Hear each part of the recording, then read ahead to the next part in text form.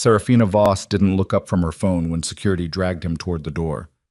"Get him out," she said, flat, final, like he was a spilled drink someone else would clean up. The man, thin jacket, worn shoes, a manila folder pressed to his chest, didn't fight. He just looked at her, not with hate, with something worse, recognition. And then a small voice cut through the entire room like a blade through glass. "Mom." 6-year-old Maribel had stopped breathing. Her spoon hit the marble floor. "Mom, that's my dad." If this story already has your heart pounding, you're exactly who this was made for. Hit that subscribe button so you never miss what happens next. Drop a like and tell me in the comments, what city and country are you watching from right now? I read every single one. Let's see how far this story travels. Now, let's go back to where it all began. The lunch was supposed to last 40 minutes. That was how Serafina Voss preferred her obligations. Precisely timed, efficiently discharged, then behind her. 40 minutes with the board's family members, a gesture of goodwill packaged inside a private dining room on the 22nd floor of Voss Global Headquarters, where the napkins were folded into swans and the water came still or sparkling, and nobody ordered the salmon because everyone knew it was there for appearances rather than appetite. Serafina sat at the head of the table not because protocol demanded it, though it did, but because she was constitutionally incapable of sitting anywhere else. 39 years old, founder and chief executive of one of the most influential medical technology companies in the country, she had earned every inch of that chair through 15 years of decisions that had cost her sleep, relationships, and more than once, her sense of herself as a person rather than a machine. She wore her authority the way some women wore perfume. You noticed it before she spoke. Maribel sat 2 seats down, carefully positioned between Serafina's executive assistant, Donna, and a board member's wife named Claudette, who kept trying to engage the child in conversation about a pony she owned in Connecticut. Maribel was not interested in the pony. Maribel, who was 6 and had inherited her mother's talent for reading a room, was instead focused on the breadbasket and a tiny ceramic dish of butter and the precise science of achieving the correct bread-to-butter ratio. She was a serious child. People always commented on that. "She has your eyes and your intensity," Donna sometimes said, and Serafina never knew whether it was a compliment. The morning had already been difficult in the specific way that Tuesdays in quarter-end could be difficult. 3 escalating messages from the Shanghai distribution office, a compliance review flagging a documentation gap from 18 months prior, and a 7 a.m. call during which one of her senior directors had tried to reframe his team's failure as a strategic pivot, and Serafina had declined to let him. She was not unkind during that call. She was something worse, precise. She did not raise her voice. She simply made clear, with the patience of someone who had heard every version of that particular excuse, that the numbers were the numbers, and the projection had been missed, and they would discuss the correction plan on Thursday, and that was the end of it. She was not a cruel woman. She wanted people to understand that, though she was aware they often didn't, and she had mostly stopped caring. Cruelty was personal. What she practiced was discipline, and in her experience, the people who confused the two were the ones who had never had to build anything from nothing. But she was tired. She had been tired for a long time. Lunch proceeded.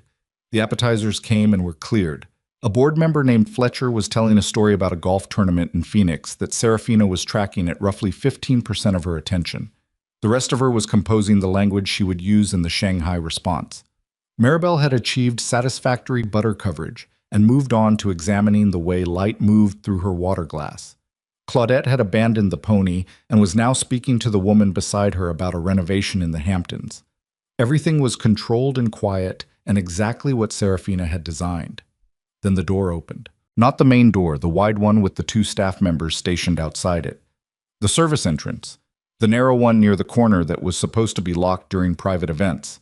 It opened, and a man walked through it, and everything that followed happened fast enough that Serafina would spend the next several days reassembling it in the correct sequence, trying to understand how something so small had cracked everything so wide. He was not a large man. Medium height, narrow through the shoulders, wearing a jacket that had clearly been pressed but was losing the argument with its own age. Dark hair, a little too long to be intentional, a little too short to be a choice. He was carrying a manila folder, the kind with the little metal tabs. and he was holding it the way people hold things they cannot afford to lose. He stepped into the room and stopped, and for 3 full seconds, the room didn't react, because the room assumed he was catering staff who had come through the wrong door. Serafina looked up because she always looked up when something changed in a space she was occupying. It was not paranoia, it was attention. There was a difference. She saw him. She did not recognize him. What she registered, in the immediate and efficient way her mind processed information under stress, was wrong person, wrong door, wrong moment. And then she looked back at Fletcher, who was reaching the part of the golf story that apparently involved a cart malfunction, and she said nothing because she assumed someone else would handle it. Donna had already risen. One of the floor's 2 rotating security personnel, a man named Brett, who Serafina had privately noted was very good at disappearing until he was needed, materialized from the far corner and moved toward the intruder with the particular speed of someone who had done this before and preferred to do it quietly. But the man had already seen Serafina. His feet stopped moving. His expression shifted, not into anger, not into desperation, but into something harder to categorize. Something like a man who has walked a long distance and has finally arrived at a door he has been imagining for years, only to find it smaller than he remembered. "Ms. Voss," he said. His voice was calm. That surprised her enough that she looked up again. "I'm asking for 5 minutes," he said. "I have documentation that directly involves one of your company's early product line decisions, and I think you need to see it before—" "Sir." Brett had reached him. One hand on the arm, not rough, but not optional. "This is a private event. I'm going to need you to come with me." "I'm not here to cause a scene," the man said, still calm, still holding the folder. "I understand how this looks. I'm asking for 5 minutes."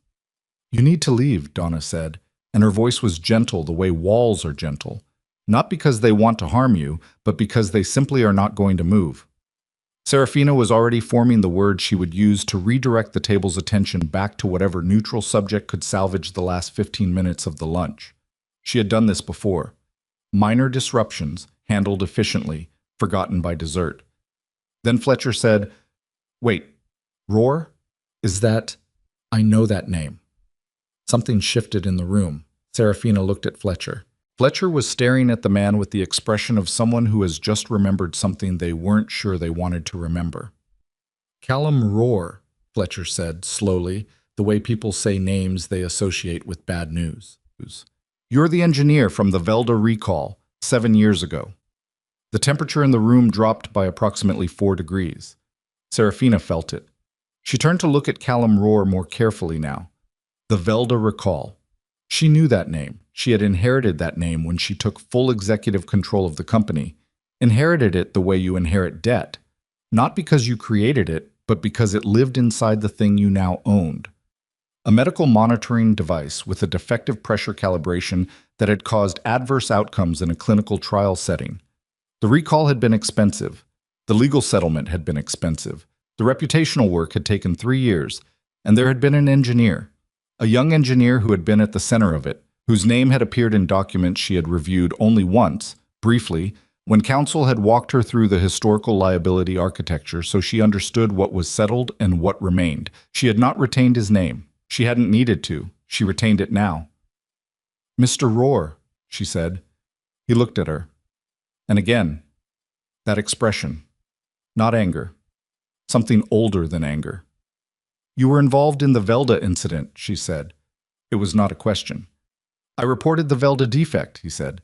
"There's a difference. I have documentation that was never entered into the official record." Brett still had his hand on Callum's arm.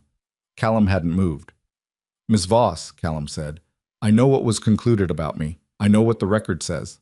I'm asking you to look at what the record doesn't say because 3 people I know of are still using the Generation 2 device, and no one has told them about the pressure calibration problem because it was labeled as resolved when it wasn't."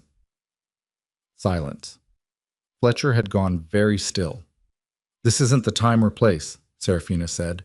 Her voice was even. "If you have documentation you believe is relevant to an open liability matter, you can submit it through proper channels. My office can give you the contact for legal."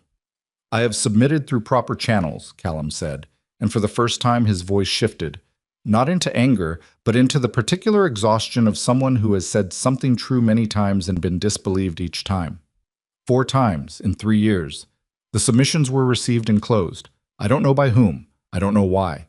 But I know what I found, and I know what was covered, and I know that people are still at risk. Something moved in Serafina's chest. Not belief. Not yet. But the thing that lived just below disbelief. The uneasy territory where you weren't sure anymore. She pushed it down. Brett, she said, please show Mr. Rohr to the lobby and give him the legal department's contact card. Ms. Voss, this lunch is a private event. You came through a service entrance without authorization. I understand you believe you have important information, and if that's true, legal will evaluate it. But I am not in a position to conduct an impromptu meeting in the middle of a board family lunch, and I need you to respect that. Callum closed his mouth. He looked at her for 3 long seconds with an expression she couldn't entirely decode. Then he said quietly, "You sound exactly like him." She didn't ask who. Something in her didn't want to know. Brett began guiding him toward the door. Callum didn't resist. He moved the way men move when they've already accepted a defeat they haven't been able to prevent. Not defeated exactly, but familiar with the shape of this particular wall. The folder slipped. It wasn't dramatic, it wasn't slow motion.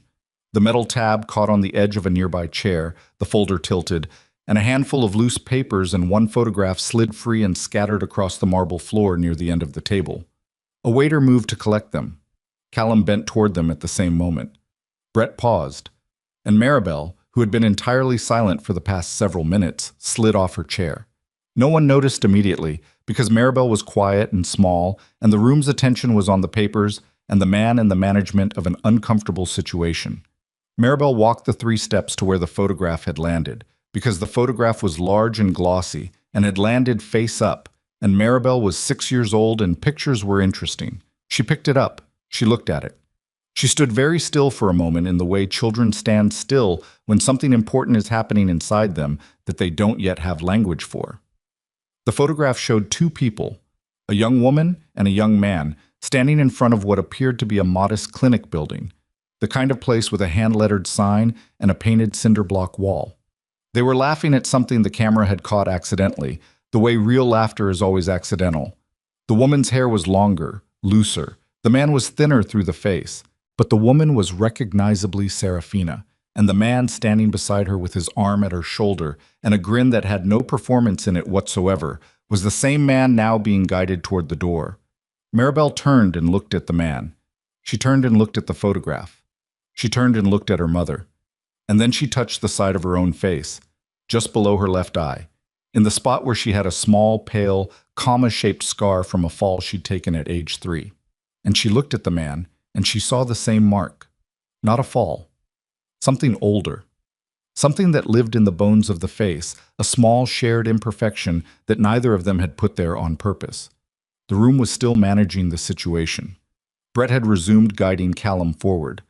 Donna was making a quiet remark to Claudette. Fletcher was looking at his water glass. "Mom," Maribel said. Her voice was not loud. It was very clear. Serafina looked at her daughter. Maribel held up the photograph, and then she pointed at Callum Rohr's back as Brett walked him toward the service door. "Mom," she said again, "that's my dad." The room went silent. Not the polite silence of people who have heard something awkward and are pretending otherwise. The real silence. The kind where you can hear someone's chair shift and the sound of someone setting down a glass very carefully. Serafina did not move. "Maribel," she said. Her voice was perfectly controlled and completely hollow. "He looks like me," Maribel said. She was not distressed. She was 6 and logical, and she had identified a fact and was stating it the way she stated all facts, with the calm of someone who expects the world to simply agree with what is obvious. "He has the same mark as me." She touched her own face again. "And in this picture, that's you. And that's him. So, Maribel." Serafina's voice came out harder than she intended. Her daughter blinked. Her daughter did not cry. Maribel was not much of a crier, which was something Serafina privately felt terrible about, as if she had passed that particular inability down like bad credit.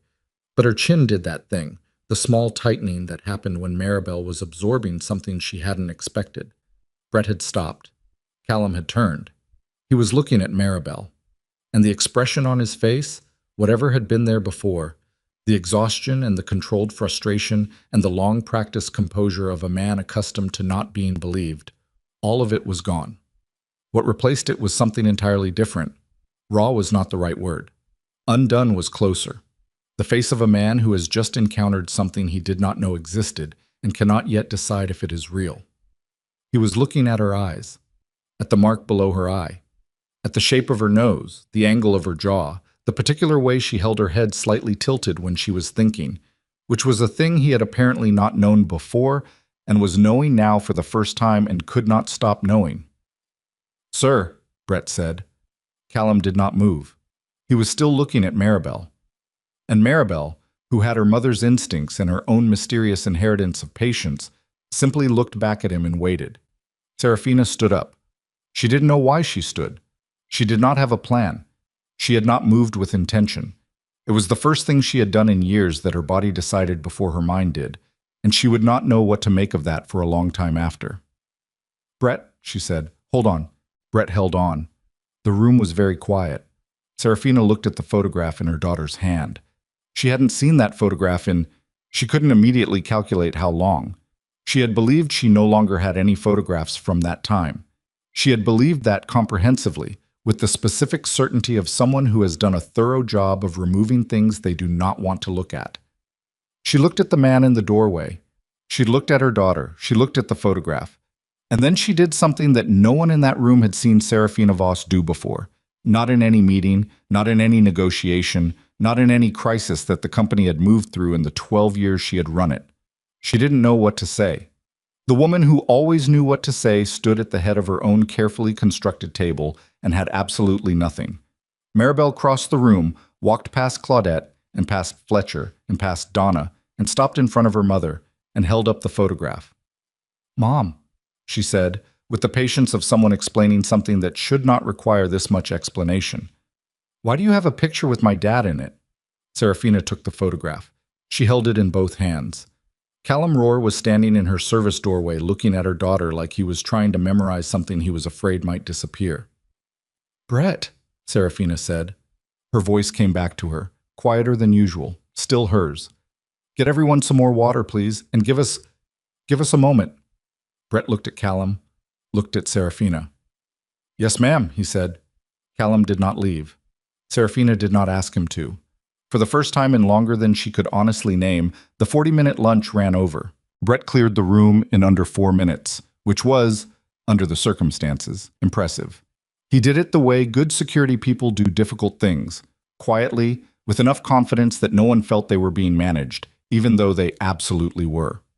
Claudette gathered her bag with the expression of someone who has witnessed something she intends to describe in significant detail at her next dinner party.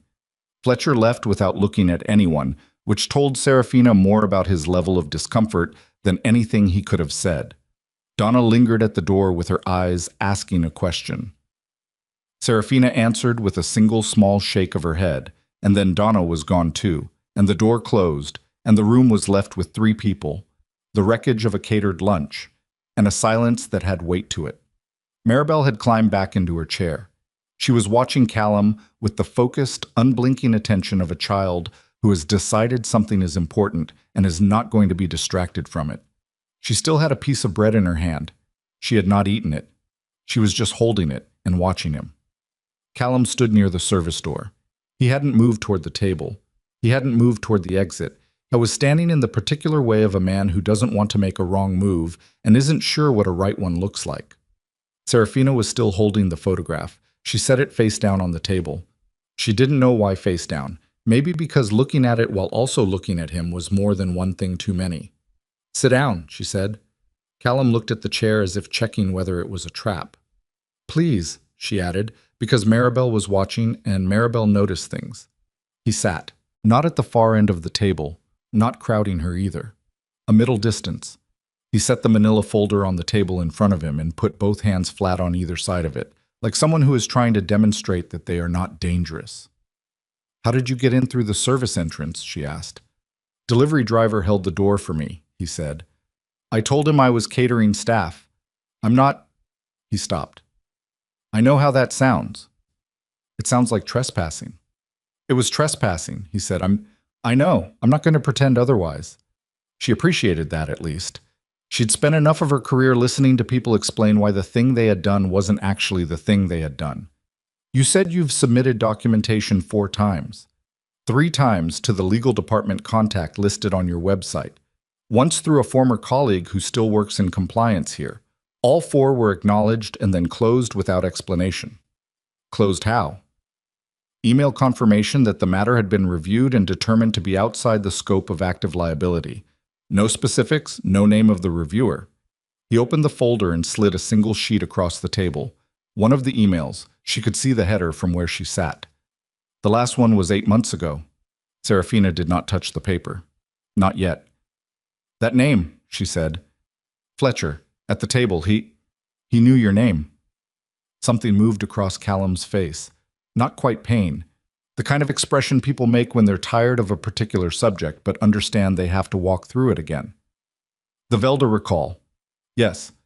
My name was in the initial engineering report as the lead on the calibration team. When the recall happened, the company's position was that the defect resulted from engineering negligence at the design stage. My team. Was it? He looked at her. No, the calibration spec was correct. The manufacturing deviation happened at the production facility, and I documented that deviation and flagged it in writing 6 weeks before the recall. That documentation was not included in the official incident report. Why not? That's what I've been trying to find out for 7 years. Maribel had put the bread down. She was now leaning forward with her chin in both hands, elbows on the table, watching this exchange the way she watched nature documentaries, with intense concentration and the occasional murmured commentary. You work in engineering? She said to Callum. Callum looked at her. That same expression from before, the undone one, moved through his face and he controlled it with visible effort. I did, he said, for a while. What do you do now? Maribel, Serafina said. I'm asking, Maribel said with complete reasonableness. I do consulting work, Callum said. Some technical writing. I build things sometimes. At home. He paused. I have a son. He's 8. Sometimes I build things with him. Maribel considered this. What kind of things? Small circuits mostly. He wanted to make a light that turned on when his bedroom door opened so he could tell if his dad was coming to check on him. A very brief, involuntary, almost smile. It worked about 60% of the time, which he decided was good enough. Maribel nodded with the solemnity of someone evaluating engineering outcomes. That's pretty good. Maribel, Serafina said again, and this time her tone had enough in it that Maribel leaned back and picked up the bread again and returned to observing rather than participating. Serafina looked at Callum. He was looking at Maribel. She watched him look at her daughter and felt something move in her chest that she did not want to name and did not intend to name in this room, or possibly ever. How old is your son? She asked. Her voice came out careful in a way she hoped wasn't obvious. 8, he said. Then, as if he'd heard something in the question she hadn't quite said aloud, he'll be 9 in March. His mother passed when he was 2. I'm sorry. It was a long time ago, said without self-pity, which she respected. His name is Tobin. Serafina looked at the photograph, which was still face down on the table. She didn't turn it over. Mr. Rohr, she said, I need you to understand something. I am not in a position to make any kind of determination about the Velda matter in this room, today, in this context. What I can do is have my general counsel's office do a full pull on every submission you've made and trace what happened to each one, and I can have that started by end of day. If there was a documentation failure, if something was suppressed, I want to know. He was quiet for a moment. People have told me versions of that before. I'm aware that doesn't mean much without follow-through. No, he said, it doesn't. Then I suppose you'll have to decide whether you believe me. He looked at her steadily. I don't know you well enough to decide that. Something tightened in her throat. She pushed past it. My assistant will get you a contact number. Not the general legal intake. A specific person with my instruction attached. And I'll need the full documentation package, everything you have. He slid the folder across the table. This is a copy. She took it. It was heavier than she expected. Mom. Maribel's voice, quiet but certain.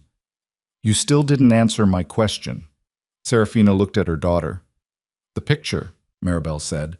She pointed at the face-down photograph on the table. Why do you have a picture with him? The room was very still. Serafina picked up the photograph. She turned it over. She looked at it for a moment. The young woman with the loose hair, the young man with the easy grin, the hand-painted sign above the clinic entrance that read, Millhaven Community Health Initiative, a thing that no longer existed, in a neighborhood she no longer visited, in a period of her life that she had spent considerable energy making sure did not follow her. She set it in the middle of the table, face up, between herself and Callum and her daughter. We knew each other, she said, a long time ago, before I started the company. Maribel looked at the photograph. She looked at Callum. She looked at her mother. Were you friends? Serafina didn't answer immediately. More than that, Callum said.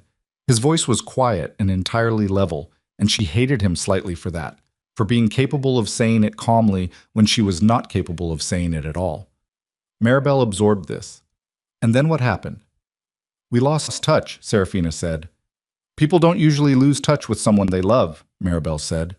She said it the way children say terrible true things, not cruelly, just directly, without the social equipment that teaches adults to leave certain things unspoken. Serafina looked at the ceiling briefly. She was not a woman who looked at ceilings. She looked at the ceiling for approximately 1 second and then looked back at her daughter. No, she said. They usually don't. Callum was very still across the table. It was Maribel who spoke next, and what she said matter-of-factly, in the tone she used when she had worked something out and was simply reporting her findings. I don't have a dad. Mom says my dad left before I was born. She looked at Callum. Did you leave? The question landed in the room like something dropped from a height. Nobody moved. Callum looked at Serafina, and she saw it in his face, the question inside the question, the thing that he was not going to say in front of her daughter, but that was sitting behind his eyes loud enough that she could hear it without words. Did you know? She stood up. Maribel, she said, I need you to go with Donna for a little while. I'll come get you in 20 minutes. I want to stay. I know you do. 20 minutes. She touched her daughter's shoulder, more briefly than she wanted to, because she was not always good at the physical parts of affection, which was a thing she knew about herself and was not proud of. I'll come get you. Maribel looked at Callum.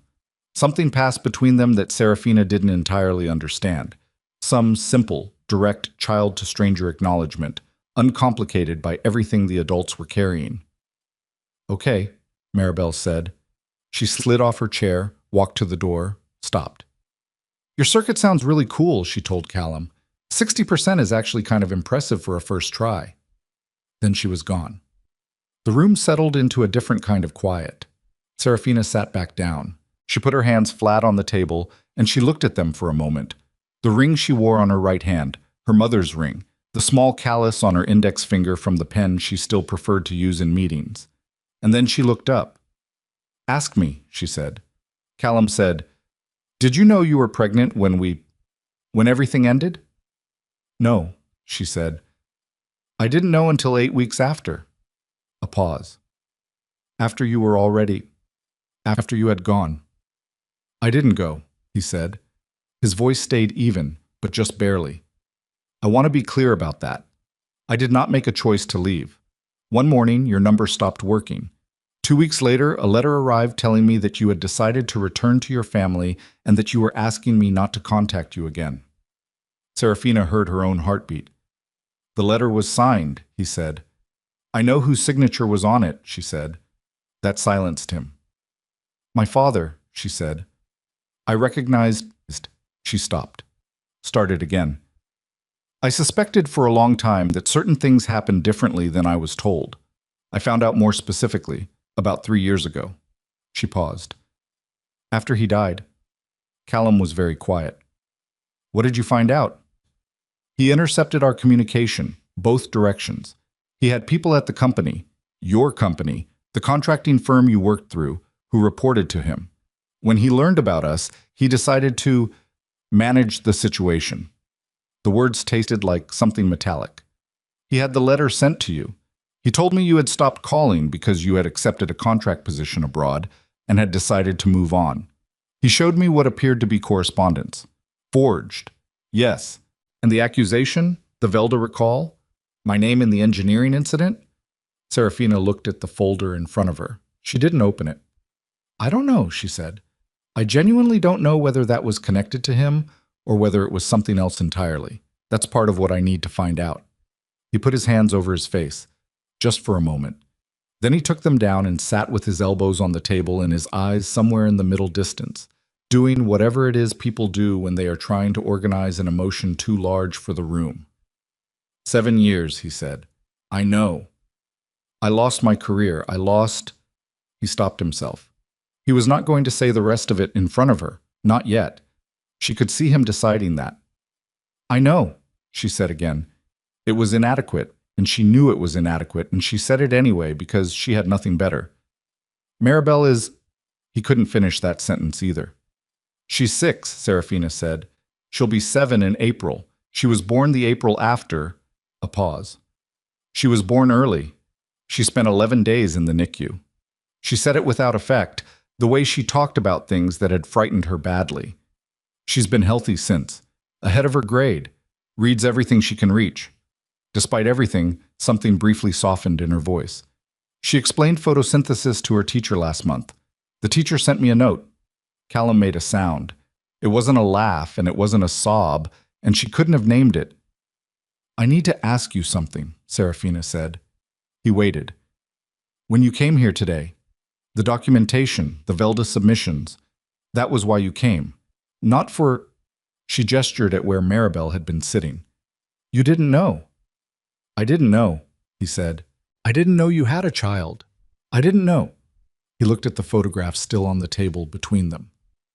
I came because of a patient, a 63-year-old woman in my building. She has the Generation 2 device, and her cardiologist doesn't know about the pressure calibration issue because it was removed from the technical bulletins 18 months ago. I've been trying to get someone to listen for 8 months. I ran out of official channels. He looked up. I want to be completely honest with you about that. I didn't come here for anything else. She believed him. She wasn't sure why. She had built a career on not giving belief away cheaply, but she believed him. The patient in your building, she said. Her name is Vera. She makes the best tamales I've ever eaten, and she babysits Tobin when I have late work, and she has a heart condition that she is managing with a device that may have a flaw that nobody has officially disclosed, and I am not able to sleep well while that is the situation. Serafina was quiet for a moment. Then she opened the folder. She read. Not skimming, the way she sometimes read documents she planned to have summarized, actually read, line by line. The original calibration spec sheets, annotated in handwriting that was clearly his, precise and small. The deviation report dated 6 weeks before the official recall, bearing his name and 2 co-signatories.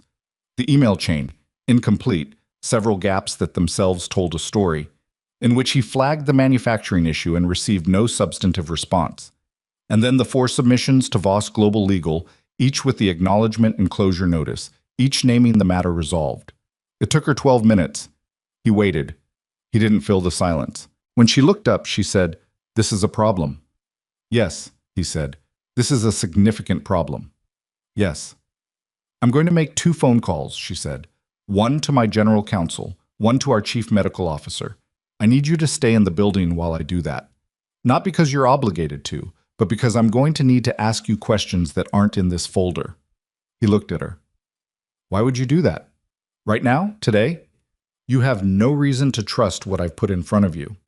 "I have these," she said, and touched the submission emails. 4 submissions, 4 closures, no names. In a company with a liability history on this specific device, that alone requires a conversation that I should have had 8 months ago when you first contacted us. A pause. "And I have the fact that someone removed your deviation report from the official incident file. I can see where it was removed because the page numbering skips. That's not a forgery you constructed today. That's an original document with something missing from it." He was quiet. "I'm not telling you I believe everything," she said. "I'm telling you I see enough to warrant taking it seriously. That's all I'm offering right now.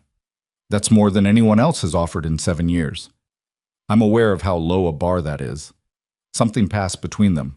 Not warmth exactly, not yet, but the first thin filament of something that wasn't entirely distrust. She stood up. She straightened her jacket. She picked up the folder. She was already composing the call in her head, the language she would use with Marcus in legal, the specific questions she would put to Dr. Fenwick about the Generation 2 device's current install base. "There's a conference room on the 19th floor," she said. "Donna will set you up there, water, coffee, whatever you need. I'll be back within the hour." "Okay," he said. She was at the door. She stopped. She turned back. She wasn't sure why. Some reflex that she hadn't planned. "The photograph," she said. "How long have you had it?" He looked at it, still face up on the table. "Since the day it was taken. I've been carrying it." He stopped, started again. "I've had it with me a long time." Serafina looked at the photograph. The laughing woman with the loose hair. The man with the grin that had no performance in it. She had thought she'd destroyed every photograph from that time. She had been wrong, it turned out, about more than one thing. "I'll be back in an hour," she said. She left the folder with him and carried only the weight of what she now knew down the hallway toward her office, past two assistants who did not look up, past the window that looked out over the city that she had come to own a piece of, and that had never felt quite as large or as indifferent as it did at this particular moment. In the conference room on the 19th floor, Donna had installed Maribel with a tablet, a bottle of juice, and a firm instruction not to redecorate the whiteboard. Maribel had agreed to these terms and was now drawing what appeared to be a circuit diagram. She had her father's hands, Serafina noticed. Long fingers, the way they moved with precision when they were building something. She had always attributed that to herself.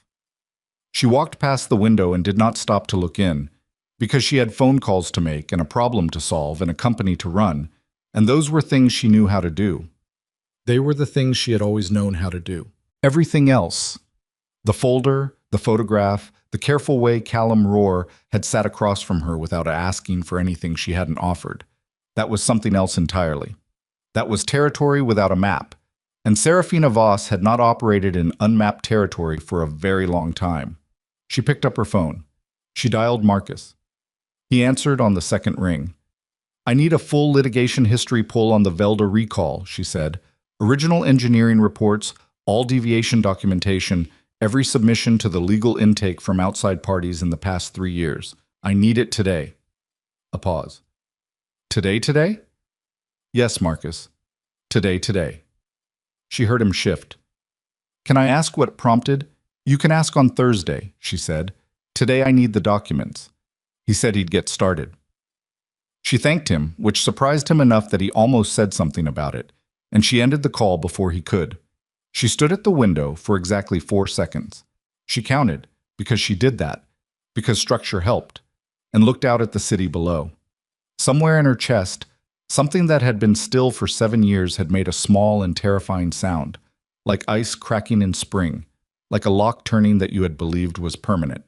She did not have time for that. She dialed Dr. Fenwick. Dr. Fenwick picked up on the 4th ring, which meant he was either in a patient consultation or doing the thing he did when he didn't want to talk to anyone, which was sitting in his office with the lights half dimmed, pretending to review literature. Serafina had known him for 9 years. She knew his rhythms. "I need 5 minutes," she said when he answered.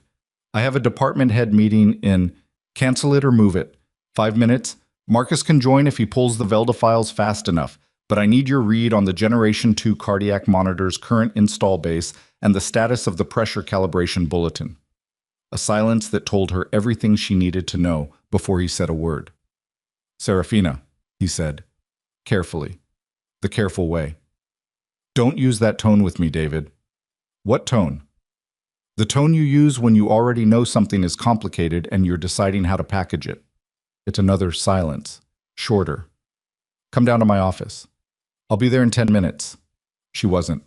She was there in 6, because she walked fast when she was angry, and she was not yet sure what she was. But it was adjacent to angry in the way a thunderstorm is adjacent to rain. Same family, more pressure. David Fenwick was 61, a cardiologist by training who had transitioned into medical device development in his late 40s, and had been Voss Global's chief medical officer for the past 4 years. He was a careful man, not timid, careful.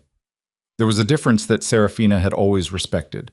He had a habit of touching the arm of his reading glasses when he was thinking, not putting them on, just touching them. And he was doing it now when she walked in. Marcus Chen was already there, which meant Marcus had moved faster than expected, which meant Marcus had also understood from her tone that this was not a routine pull. He was 34 and meticulous in the way people are meticulous when they grew up knowing that one mistake would not be treated as a mistake. He had a tablet in front of him and a folder, the physical kind, which meant he had been pulling documents before she even called him. She closed the door. "Talk," she said. David touched his glasses. "How much do you already know?" "I know that a man named Callum Rohr has submitted 4 separate complaints to our legal intake over the past 3 years, claiming that his deviation report from the original Velda manufacturing investigation was removed from the official incident documentation. I know that all 4 submissions were closed without substantive review. I know that the Generation 2 device is still in service in some patient populations." She paused. "I know that the page numbering in his original deviation report has a skip where a document appears to have been pulled, and I know that the pressure calibration bulletin has been amended. David, I'm looking at Marcus right now, and he has the look he gets when the news is not good, so please just tell me." David set down his glasses entirely. That was worse than touching them. "The calibration bulletin was amended 14 months ago," he said. "The technical addendum that specified the pressure variance threshold was reclassified as a version-specific note and moved to supplemental documentation, which means it's technically available but not part of the primary bulletin that practitioners reference." "Who authorized that reclassification?" "It went through the Device Documentation Committee. The chair at the time was—" He glanced at Marcus. "Howard Pellin," Marcus said. "He left the company 8 months ago. Standard departure, no red flags on our end. He cited a family relocation." Serafina was quiet for 3 seconds. "Howard Pellin, who sat on the Velda Recall Review Committee." "Yes," David said. "The same Howard Pellin whose signature would have been on the legal intake closure notices." Marcus opened his tablet. 2 of the 4. The other 2 were unsigned, standard automated response letterhead. Serafina walked to the window. She stood there. Below her, the city was doing its afternoon thing. Traffic, pedestrians, clouds moving across glass buildings. She watched it without seeing it. "David," she said, "the patient population's still using the Generation 2 device. What are we talking about?" "The device was phased out of new implants 3 years ago when the Generation 3 launched. But explant rates for cardiac devices are low. Patients don't have them removed unless there's a specific medical reason. Our last registry count, which is 14 months old now, put the active Generation 2 install base at approximately—" He paused. She heard him checking something. 4,300 patients. She turned around. 4,300, she said. "The adverse event risk from the pressure calibration issue isn't universal," David said quickly. "It's conditional. Specific patient profiles, certain activity thresholds. The original estimate from the recall was a projected adverse event rate of about 2% in the vulnerable population, which at 4,300 patients is 86 people," Marcus said quietly. He wasn't looking at his tablet when he said it. "Give or take." The room was very still. Serafina sat down. Not because she needed to. She did not typically need to sit down. But because standing felt, in this moment, like a performance she wasn't willing to put on. "How long have you known this?" she asked David. He met her eyes. "I raised a flag internally 8 months ago. I was told it was being reviewed." "By whom?" "Pellin's committee." She closed her eyes. She opened them. "You should have come to me directly." "I know," he said. It came out flat. Not defensive. The voice of someone who had made a judgment call that had turned out to be the wrong one and had been living with it. "I thought the internal process would— I thought it was moving. When Pellin left, I followed up with his replacement and was told the file was under active review. I didn't push hard enough, I know that." Serafina looked at Marcus. "I need a full audit. Every document related to the Velda recall review, the Generation 2 bulletin reclassification, and every legal intake submission related to either in the past 4 years. I need it with timestamps and access logs so we can see who pulled what and when." "I can have a preliminary scope by tonight," Marcus said. "I need more than scope. I need the actual documents. Tomorrow morning." "Tonight, Marcus." "Late is fine. But tonight." He nodded and stood, because Marcus understood that when Serafina said tonight, she meant it the way she meant every word she said, which was completely. When he was gone, she looked at David. "Contact every practitioner in the registry," she said. Every cardiologist, every clinic managing a Generation 2 patient. Today, by end of business. Not a recall notice, not yet, not until we know the full picture, but a clinical advisory. Flag the pressure calibration addendum. Make sure they have the supplemental documentation that should have been in the primary bulletin all along. That will raise questions. Good, she said. Questions are better than the alternative. He nodded slowly. The board will need to be notified.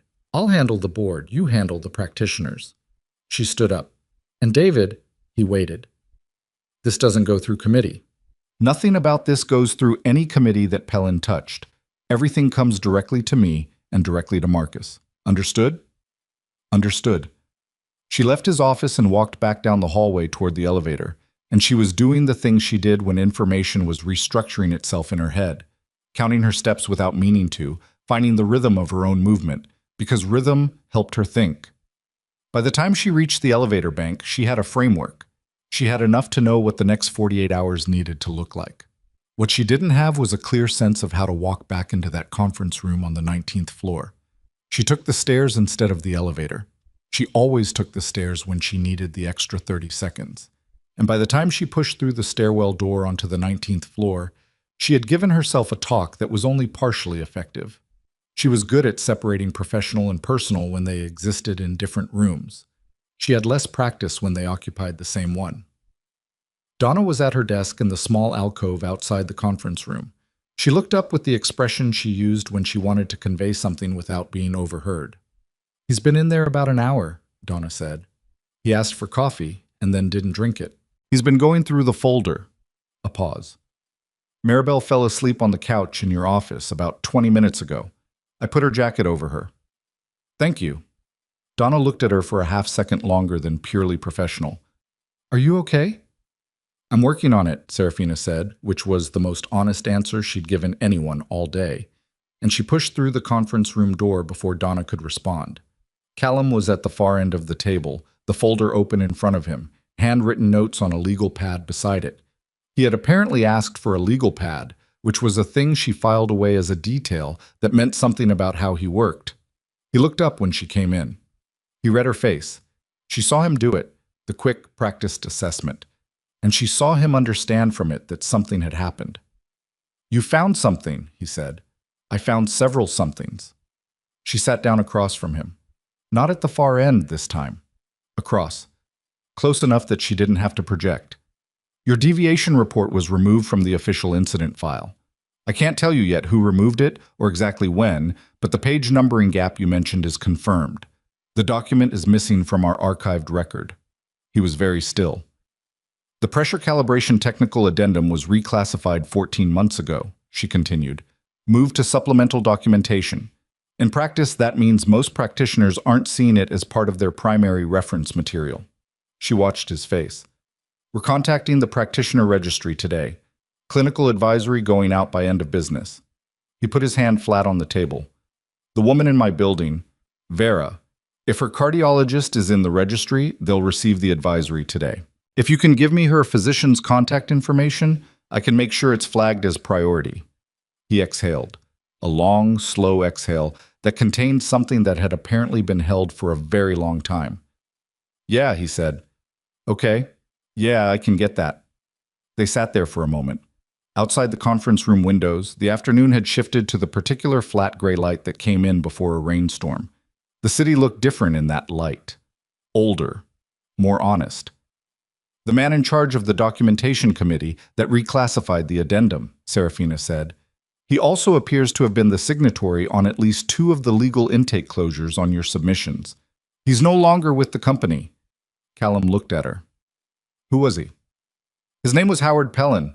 He joined Voss Global from a contracting firm about 9 years ago." She paused. "The same contracting firm you worked through originally?" Callum was very still. "I don't know yet whether that's a coincidence," she said. "I want to be honest with you. I don't have the full picture. What I have is enough to know that what happened to your career and what happened to this safety documentation may be connected, and I intend to find out how." He looked down at the legal pad. He had been writing notes.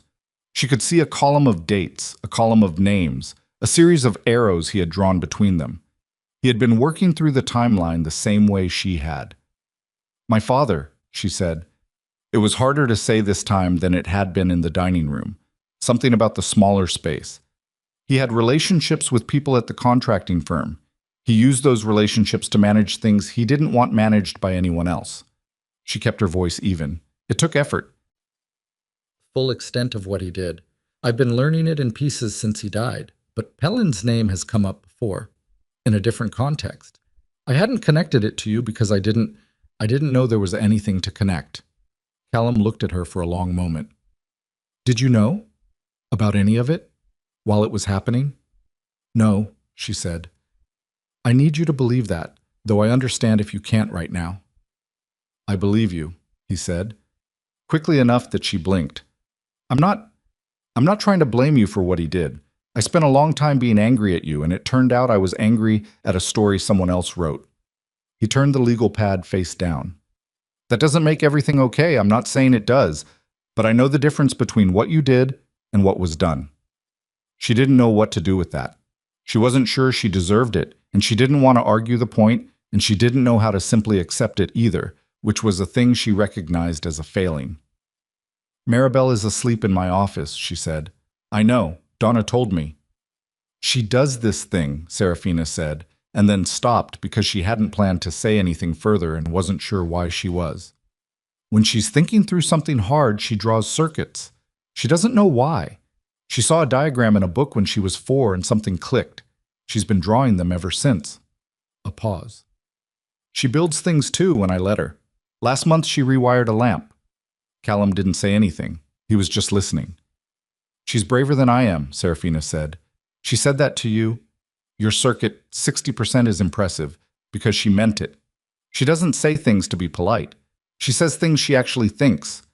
Serafina looked at the table. I don't know where she gets that. I have some guesses, Callum said. She looked up. He wasn't smiling. It wasn't the moment for smiling. But there was something in his face that was, against all reason, not unfriendly. I need to ask you something difficult, she said. He waited. However this proceeds, the investigation, the documentation, whatever comes out of the next few weeks, I need it to proceed on its own terms, separate from, she gestured, a small, inadequate gesture, from the other thing, from Maribel. Yes. He was quiet for a moment. You're worried that if I have a reason to be close to the company, close to you, I'm not questioning your motives, she said. I'm saying that I've spent 6 years making decisions for her that I made alone, and I've made some of them badly, and I am not going to make another large decision quickly just because the situation seems to call for it. She met his eyes. She deserves more care than that. You probably do too. He considered this for what felt like a long time. Outside, the light had shifted further. Darker now, the first suggestion of rain on the glass. Agreed, he said. Completely. Okay. But, he said, and she went still.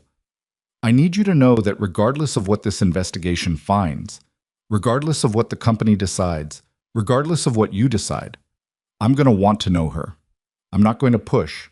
I'm not going to make demands or create a legal situation I don't want to fight with you about this, but I need you to know that I want to know her.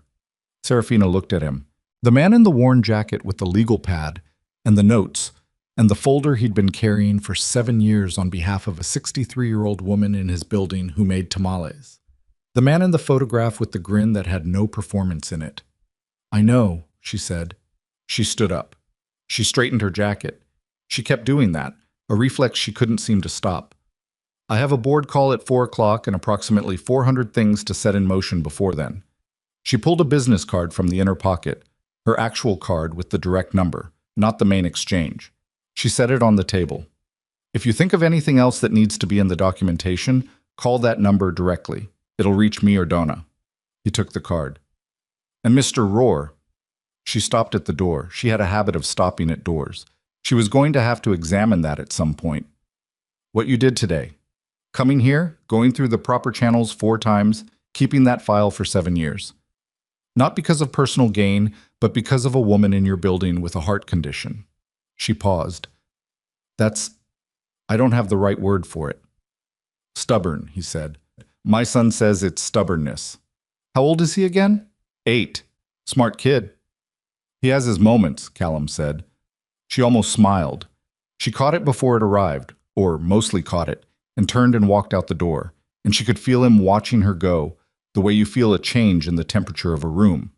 It was only in the elevator, alone, that she allowed herself 30 seconds of something that was not composure and was not strategy and was not the controlled management of a developing situation. It was something older than any of that. Something from the clinic with the hand-painted sign and the loose hair and the grin in the photograph. She took 30 seconds. Then the elevator opened, and she walked out. And she had a board call at 4 and 400 things to do before then.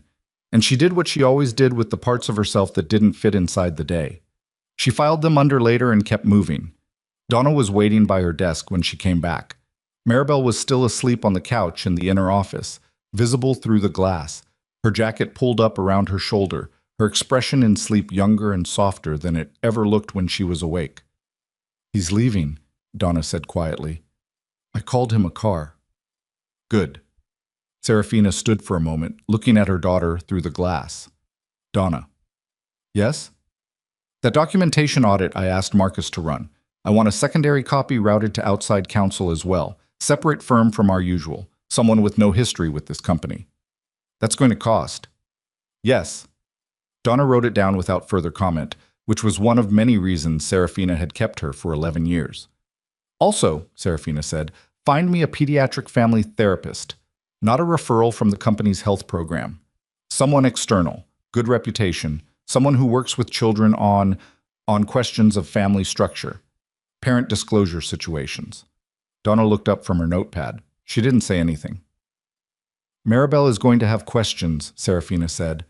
"I want someone qualified to help me answer them correctly, not someone I'll find in a search at 11 p.m. and hope for the best." "I'll find someone," Donna said. "Thank you." She went into her office and sat down at her desk, and for approximately 45 seconds she sat there without doing anything, which was, for Serafina Voss, an extraordinary length of time. She looked at her daughter asleep on the couch. She looked at the city and the gray afternoon light beyond the window. She looked at her hands. Then she opened her laptop, pulled up the board call prep notes, and started working. On the couch, Maribel shifted, murmured something that might have been a word or might have been just sleep, and turned onto her side with her hand tucked under her cheek. Her fingers were long, precise. They moved even in sleep as if arranging something invisible into the correct order. Serafina watched her for 3 more seconds, which was 2 seconds longer than she'd planned. Then she looked back at her screen and did not look away again. The audit results came back in stages, the way bad news usually does. Not all at once, which would at least have the mercy of being over quickly, but in pieces, each one requiring its own reckoning before the next arrived. Marcus delivered the first set at 9:40 that night, via a secure document share and a phone call that lasted 40 minutes. Serafina took it at her kitchen table with a cup of tea she had made and not touched, Maribel long since asleep upstairs, the house holding the specific quiet of a building that contains a sleeping child.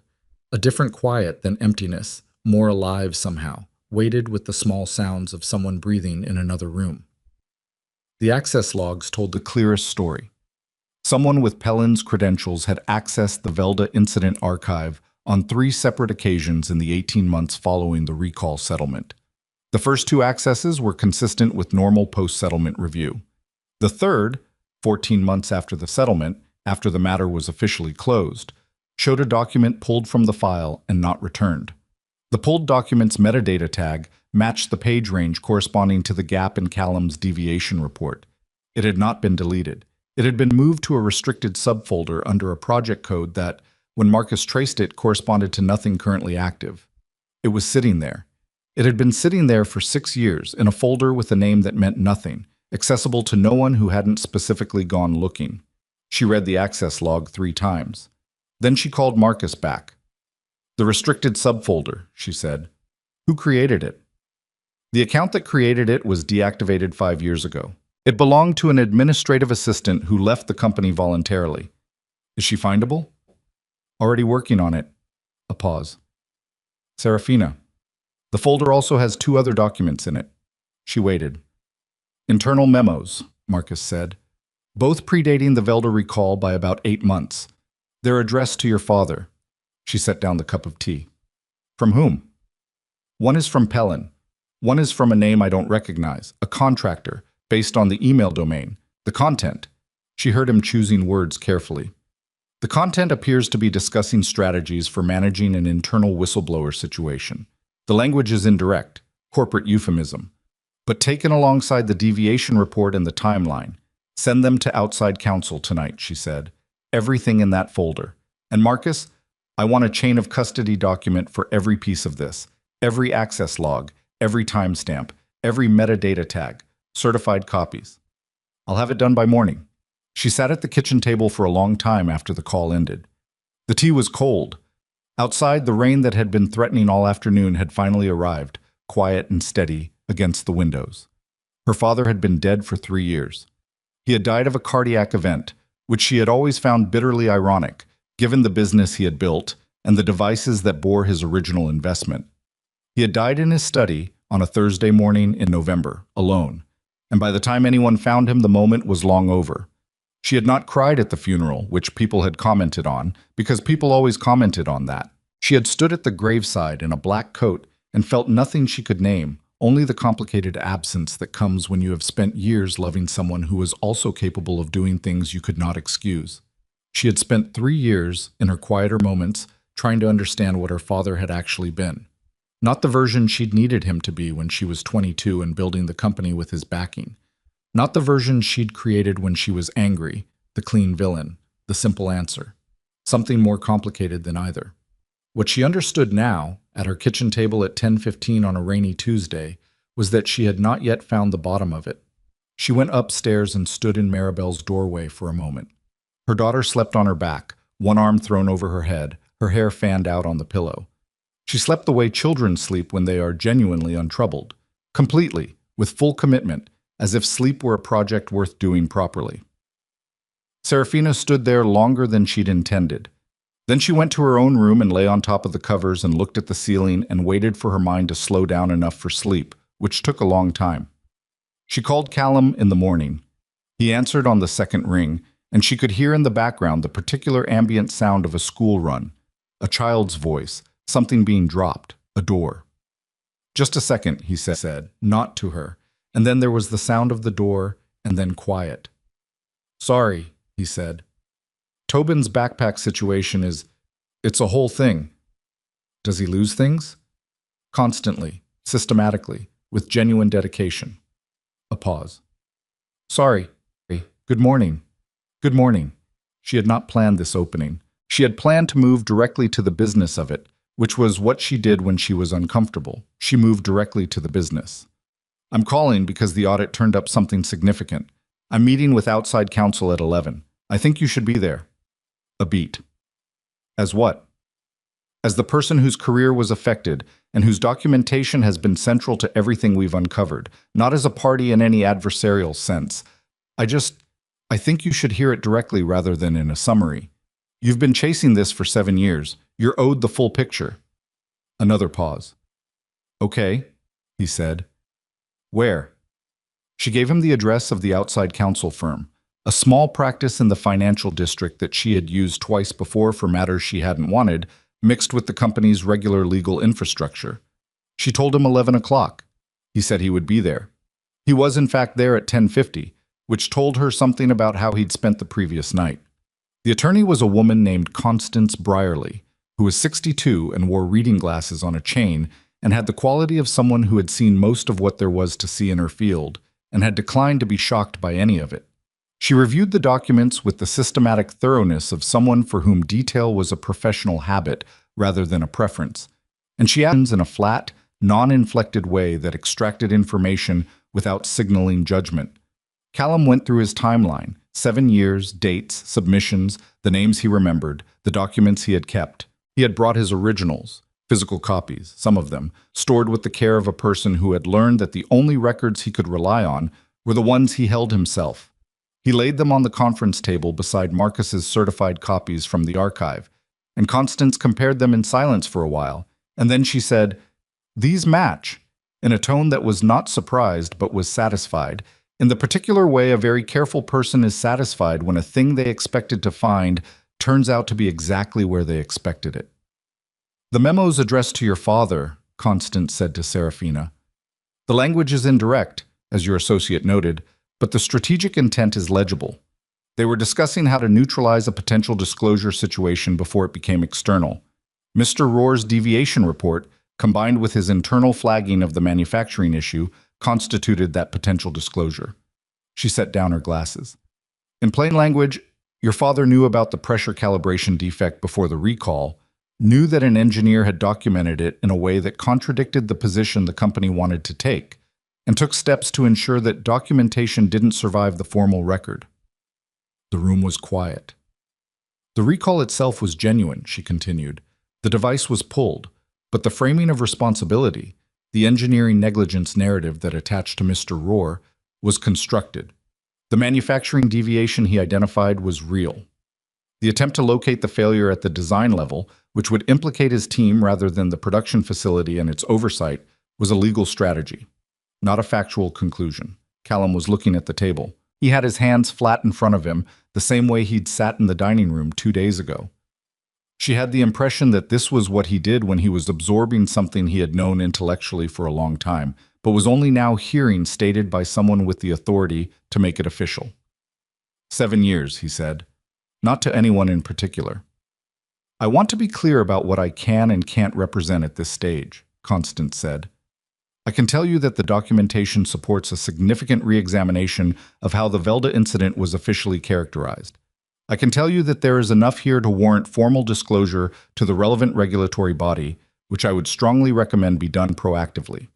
And I can tell you that Mr. Rohr has grounds, strong grounds, to seek formal rehabilitation of his professional record, including a correction of the public record as it relates to the engineering incident.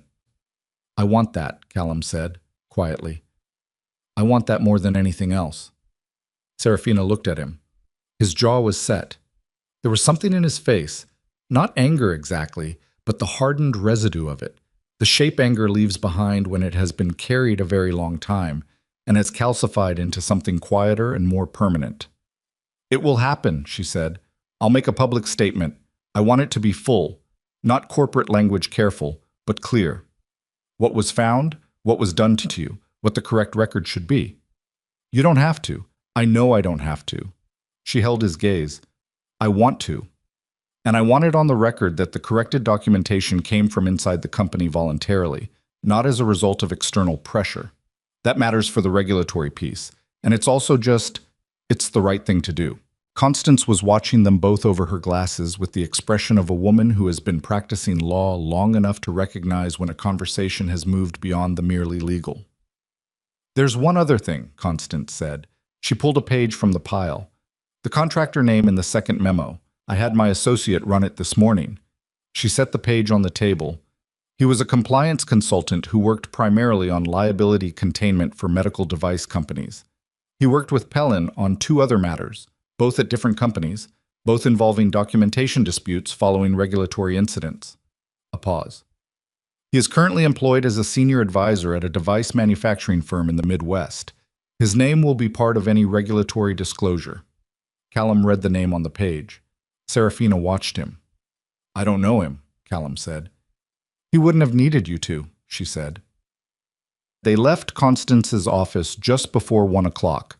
It was raining still, lighter now, the kind of persistent gray drizzle that couldn't quite commit to being a real storm. They stood on the sidewalk outside the building in that particular urban limbo of 2 people who have just shared something significant and haven't determined yet what happens next. There's a coffee place half a block down, Callum said, if you have time. She thought of the afternoon she had ahead. 3 calls, a board update, a response to David Fenwick's draft of the practitioner advisory. She thought of all of it stacked up and waiting. 20 minutes, she said. It was 40.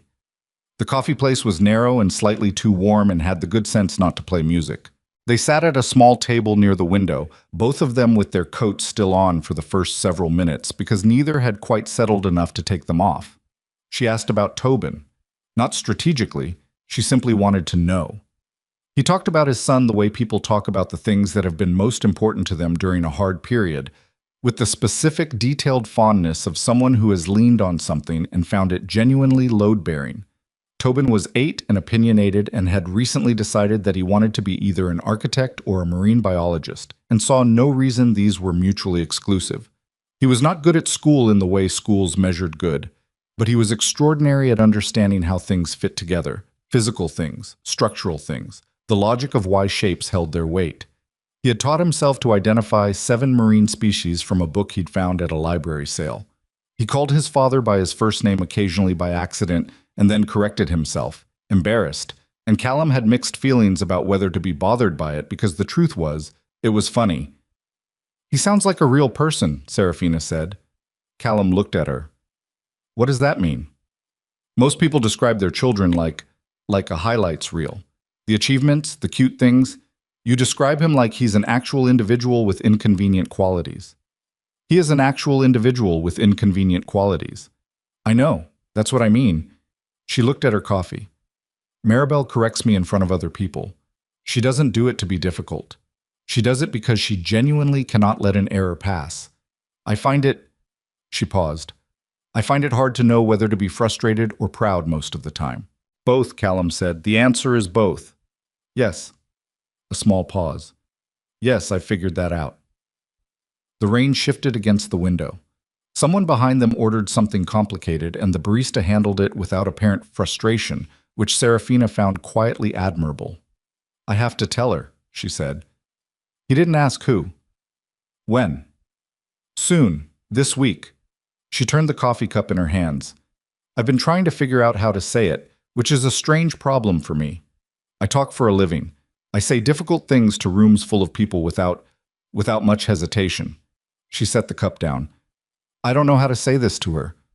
"How did you explain her father before, when she asked?" Serafina was quiet for a moment. "I told her that her father had left before she was born and that I didn't know how to find him, which was— it was true enough at the time. It was what I believed." "And she accepted that?" "Maribel accepts nothing. She asked 4 follow-up questions, none of which I answered well, and then she appeared to file it under things she was going to return to later." A pause. "She has a system. When something isn't resolved, she puts it in a category and she comes back to it. She came back to this one about once every 3 months." "She already knows," Callum said. "Not the facts. But she knows something important happened in that room. She identified me." His voice was careful, not asking her to confirm anything, just stating what they both understood. "She's 6, not 3. Whatever you tell her, she's going to have already been working on her own version of it." "I know." Serafina looked at him. "She asked me yesterday in the car whether you were going to come back." Callum went very still. "I told her I didn't know yet," Serafina said, which was the truth. She said okay. Then she was quiet for about 4 blocks. Then she said, "He seemed like someone who keeps his word." A pause. "She is 6 years old." He looked at the window. Outside, a woman walked past with an umbrella that was losing its fight with a gust of wind, and she laughed at herself, startled, and kept walking. "I keep my word," he said. "I want you to know that. Whatever this looks like going forward, whatever pace it needs to go, whatever structure you need, however you decide to handle telling her, I'm not going to disappear. I didn't disappear last time by choice. I won't do it this time by choice either." She believed him. She was still working out how to sit with that, the fact of believing him, the unfamiliar quality of it. She had spent 7 years curating a story in which his absence was a choice he'd made, and she'd simply moved past it. Dismantling that story was not a clean process. It left rubble. "I had a session with the therapist Donna found," she said. "She specializes in what she calls structural family shifts. She said the most important thing I can give Maribel is consistency of information, not the perfect words, not a scripted explanation, just the truth, told calmly, and then space for her to react however she reacts without me managing it." Good advice. "I'm bad at not managing things." "I've noticed," he said, and it came out with enough dryness that she almost laughed. Almost. "There's something else," she said. "The Velda documentation, the public statement, the regulatory disclosure. This is going to create noise. Press coverage, probably, when it goes through the regulatory channels. Your name will be in it. The correction will be public." She met his eyes. "I want to make sure you have a chance to review the statement before it goes out. Not to edit it into something softer, to make sure it says exactly what needs to be said. You've been living with the wrong version of the record for 7 years. You should have a hand in writing the right one." He looked at her for a long moment. "Why are you being this careful about it?" "Because I'm trying," she said. "I'm trying to do this correctly, which is not the same as easily, and I don't always know what correctly looks like, but I'm trying." He looked down at his coffee, then he looked up. "Your father was a complicated person." "Yes." "He did real harm." "Yes." "And he also built something that clinic, the Millhaven Initiative. I know he backed it. I know that's where we met. He funded other things, community programs, medical access projects. He wasn't—" Callum stopped. "I'm not making excuses for him. I spent years hating him without knowing his name. Now I know his name and I have more information, and it doesn't simplify." "No," Serafina said. "It doesn't."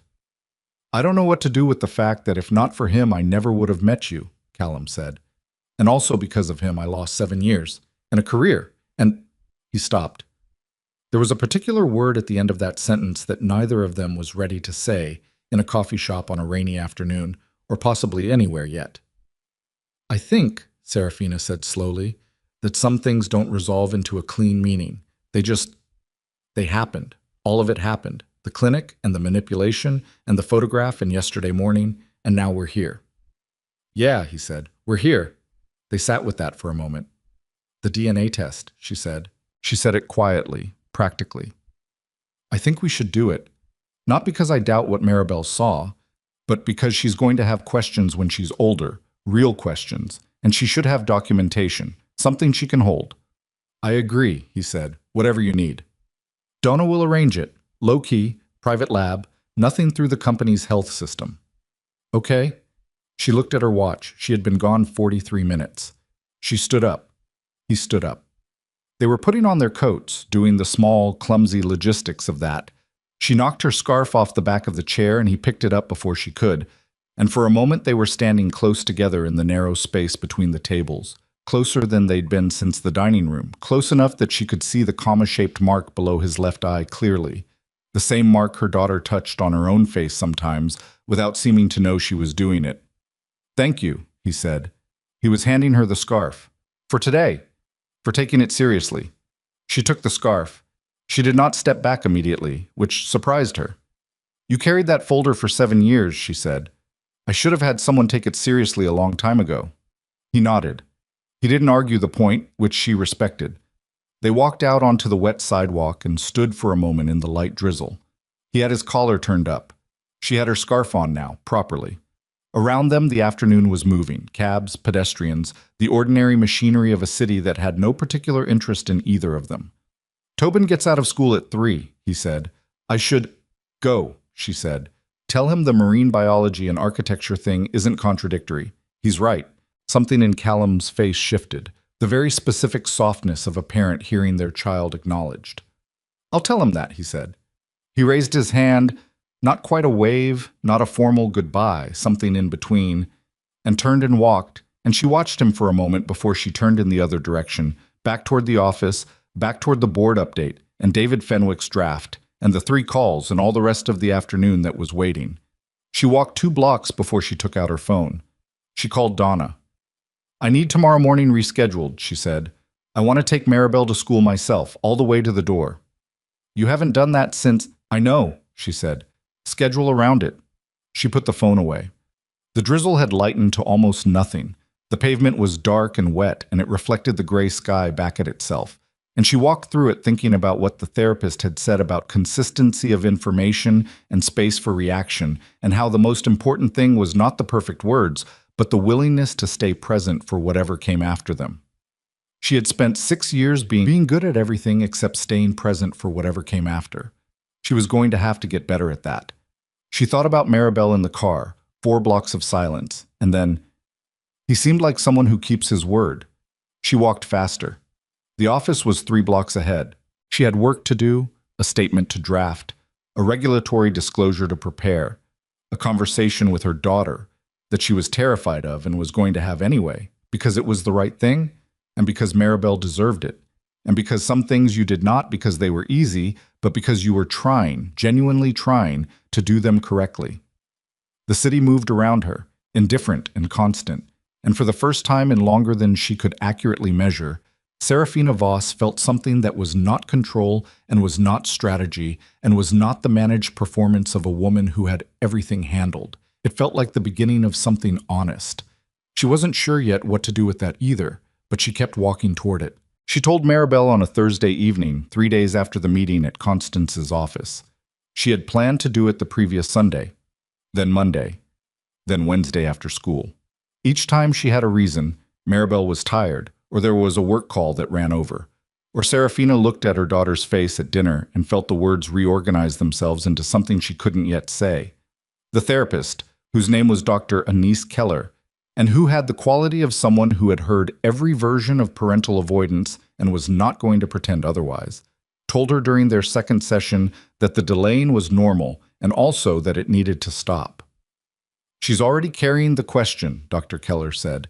"The longer you wait, the heavier it gets. Not for you, for her." So Thursday. After dinner, dishes not yet done, both of them at the kitchen table with the ordinary wreckage of a weeknight meal between them. A pot Serafina hadn't gotten to, a glass of juice Maribel had finished and was now spinning idly on the table. "Stop spinning the glass," Serafina said. Maribel stopped. She looked at her mother with the particular attentiveness she deployed when she sensed that something was actually happening. "I need to talk to you," Serafina said. "About the man from Monday." "From the lunch." Maribel went still. The glass spinning ceased entirely. She put both hands flat on the table and waited, and she looked so much in that moment like the man Serafina had sat across from in a conference room 4 days ago that it took Serafina a second to locate her breath. "What you said," Serafina started, "in the dining room, that he looked like you, that he had the same mark." She touched the space below her own eye. "You were right." Maribel said nothing, just waited. "His name is Callum Roar. We knew each other a long time ago before you were born. She stopped, started again. "We were together. We were in love, and then we were separated in a way that neither of us fully understood at the time, and by the time I knew I was going to have you, I didn't know how to find him." She paused. "I told you your father had left. That wasn't exactly right. It was what I believed, but it wasn't the full truth." Maribel was watching her. Her expression was unreadable in the way children's expressions are sometimes unreadable. Not because they're hiding something, but because they're feeling too many things at once for any single one to land on top. "Is he my dad?" she asked. "We did a test to be certain. Yes." Serafina kept her voice level. "He's your father." The kitchen was very quiet. The refrigerator made its low, constant sound. Outside, a neighbor's car pulled into a driveway. "Did he know about me?" Maribel asked. "No, not until Monday. Not until you told him." Maribel looked at the table. She was quiet for what felt like a long time. Then she said, "So he didn't leave on purpose?" "No," Serafina said. "He didn't." Maribel nodded slowly. Once, twice, the way she nodded when she was filing information into the correct category. "Okay," she said. "Okay." Serafina wasn't sure what she'd expected. Not this. "I have more questions," Maribel said, "but I need to think about them first." Yes, that's fine. We can talk about it as much as you want, whenever you're ready." Maribel picked up the glass again. She didn't spin it, she just held it. "Does he want to know me?" "Yes," Serafina said. No hesitation. Because it was the one thing she was entirely certain of. "He does." Maribel set the glass down. She looked at her mother with those eyes, her father's directness, her mother's structure, some third thing that belonged only to herself. "Can I meet him?" she said. "Properly. Not with all those people around." "Yes," Serafina said. "I'll set that up." Maribel nodded once more, the matter decided. Then she got up and carried her plate to the sink with the composed practicality of someone who has processed the most important piece of information and has moved to the next item. And Serafina sat at the kitchen table alone for a moment and felt something release in her chest that had been wound tight for 6 years, or possibly much longer than that. She was not foolish enough to think the hard part was over.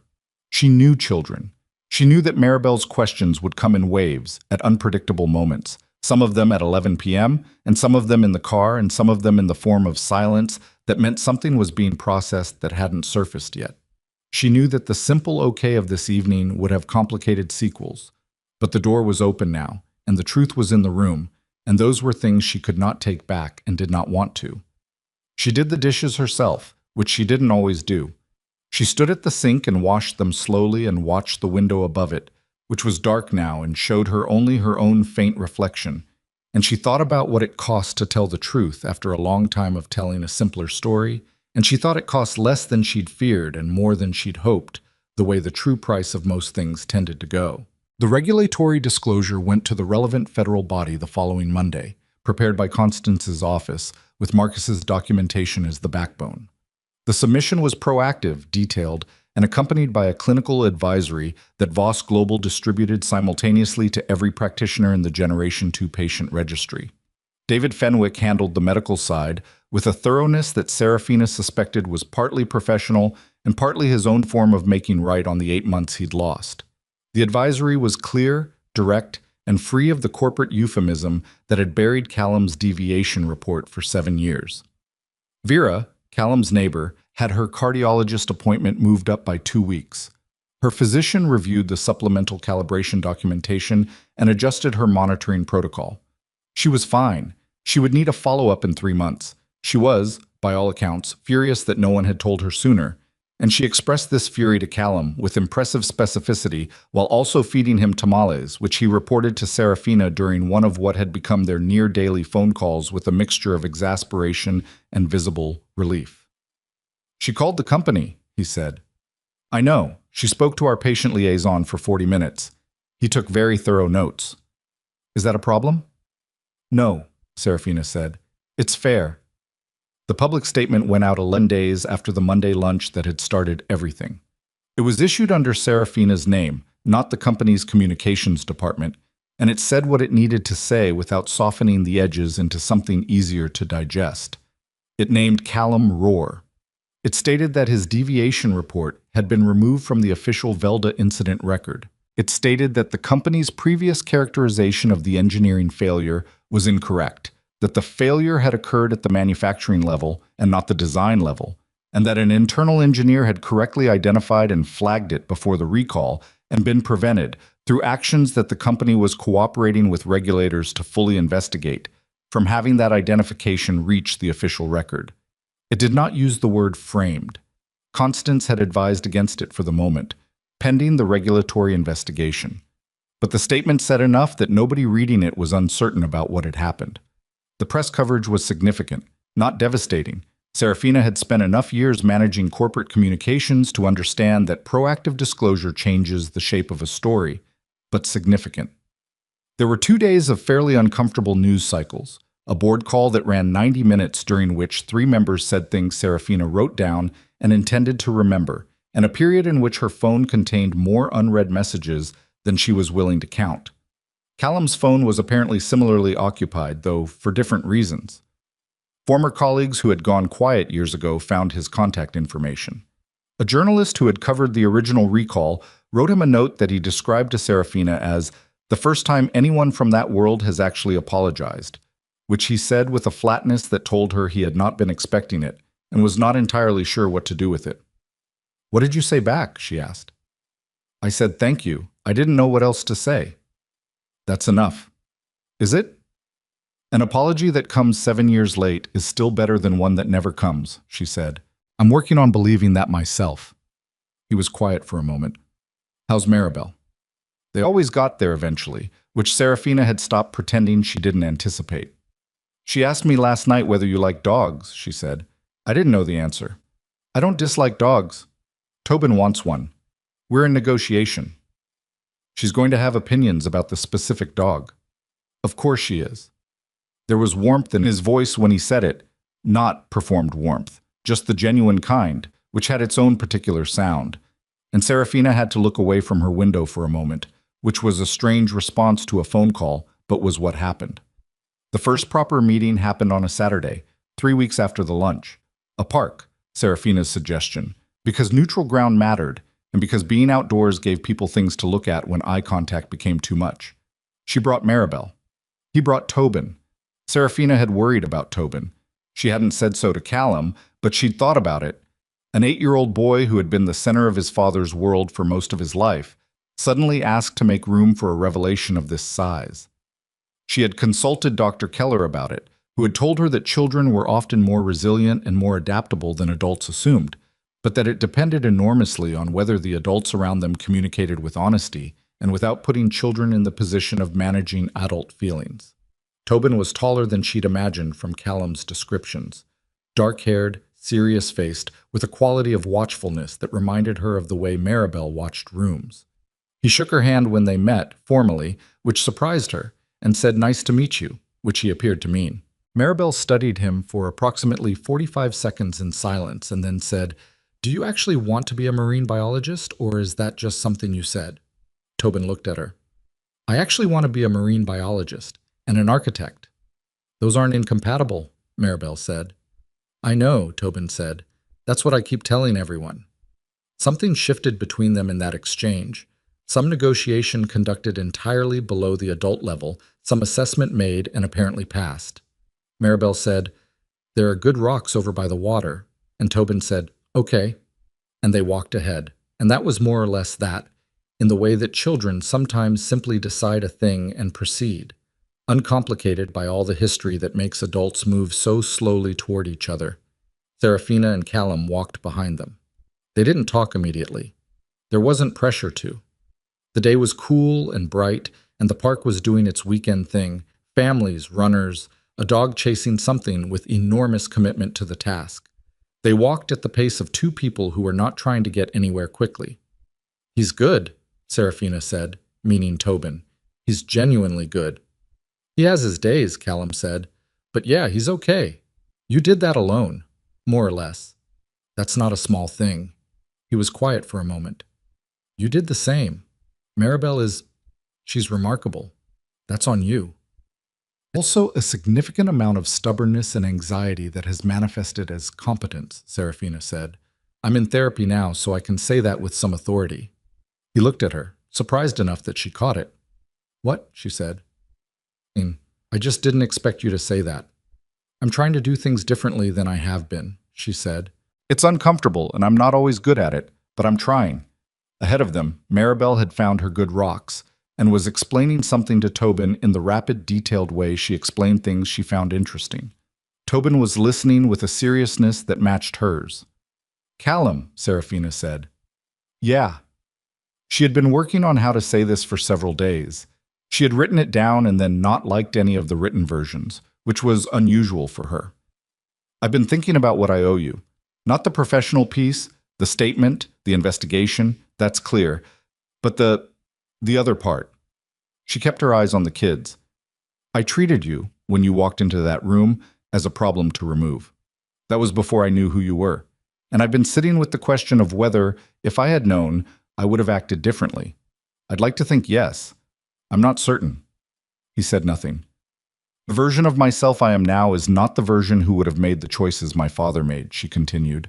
"But I've also benefited from those choices, in ways I didn't know, and ways I should have questioned more. The company I built was funded by a man whose methods I didn't fully understand. I asked questions I should have been satisfied with, and I didn't ask the questions I was uncomfortable asking." She paused. "I can't unknow that. I don't think I should unknow it." "No," he said, "but that's different from being responsible for it." "I know the difference," she said. "I'm still working out where I sit in relation to it." He considered this. "I spent a long time being angry at the wrong person," he said. "Not just you. I was angry at a general category of people. People with resources who make decisions that flatten other people and move on. And you were in that category in my head for a long time." A pause. "You're more complicated than the category." "So are you," she said.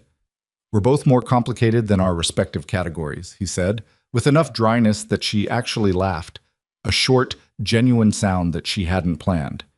He smiled. Not the grin from the photograph, something older than that, something that had been through more, but real. The months that followed were not simple. Nobody would have confused them with simple.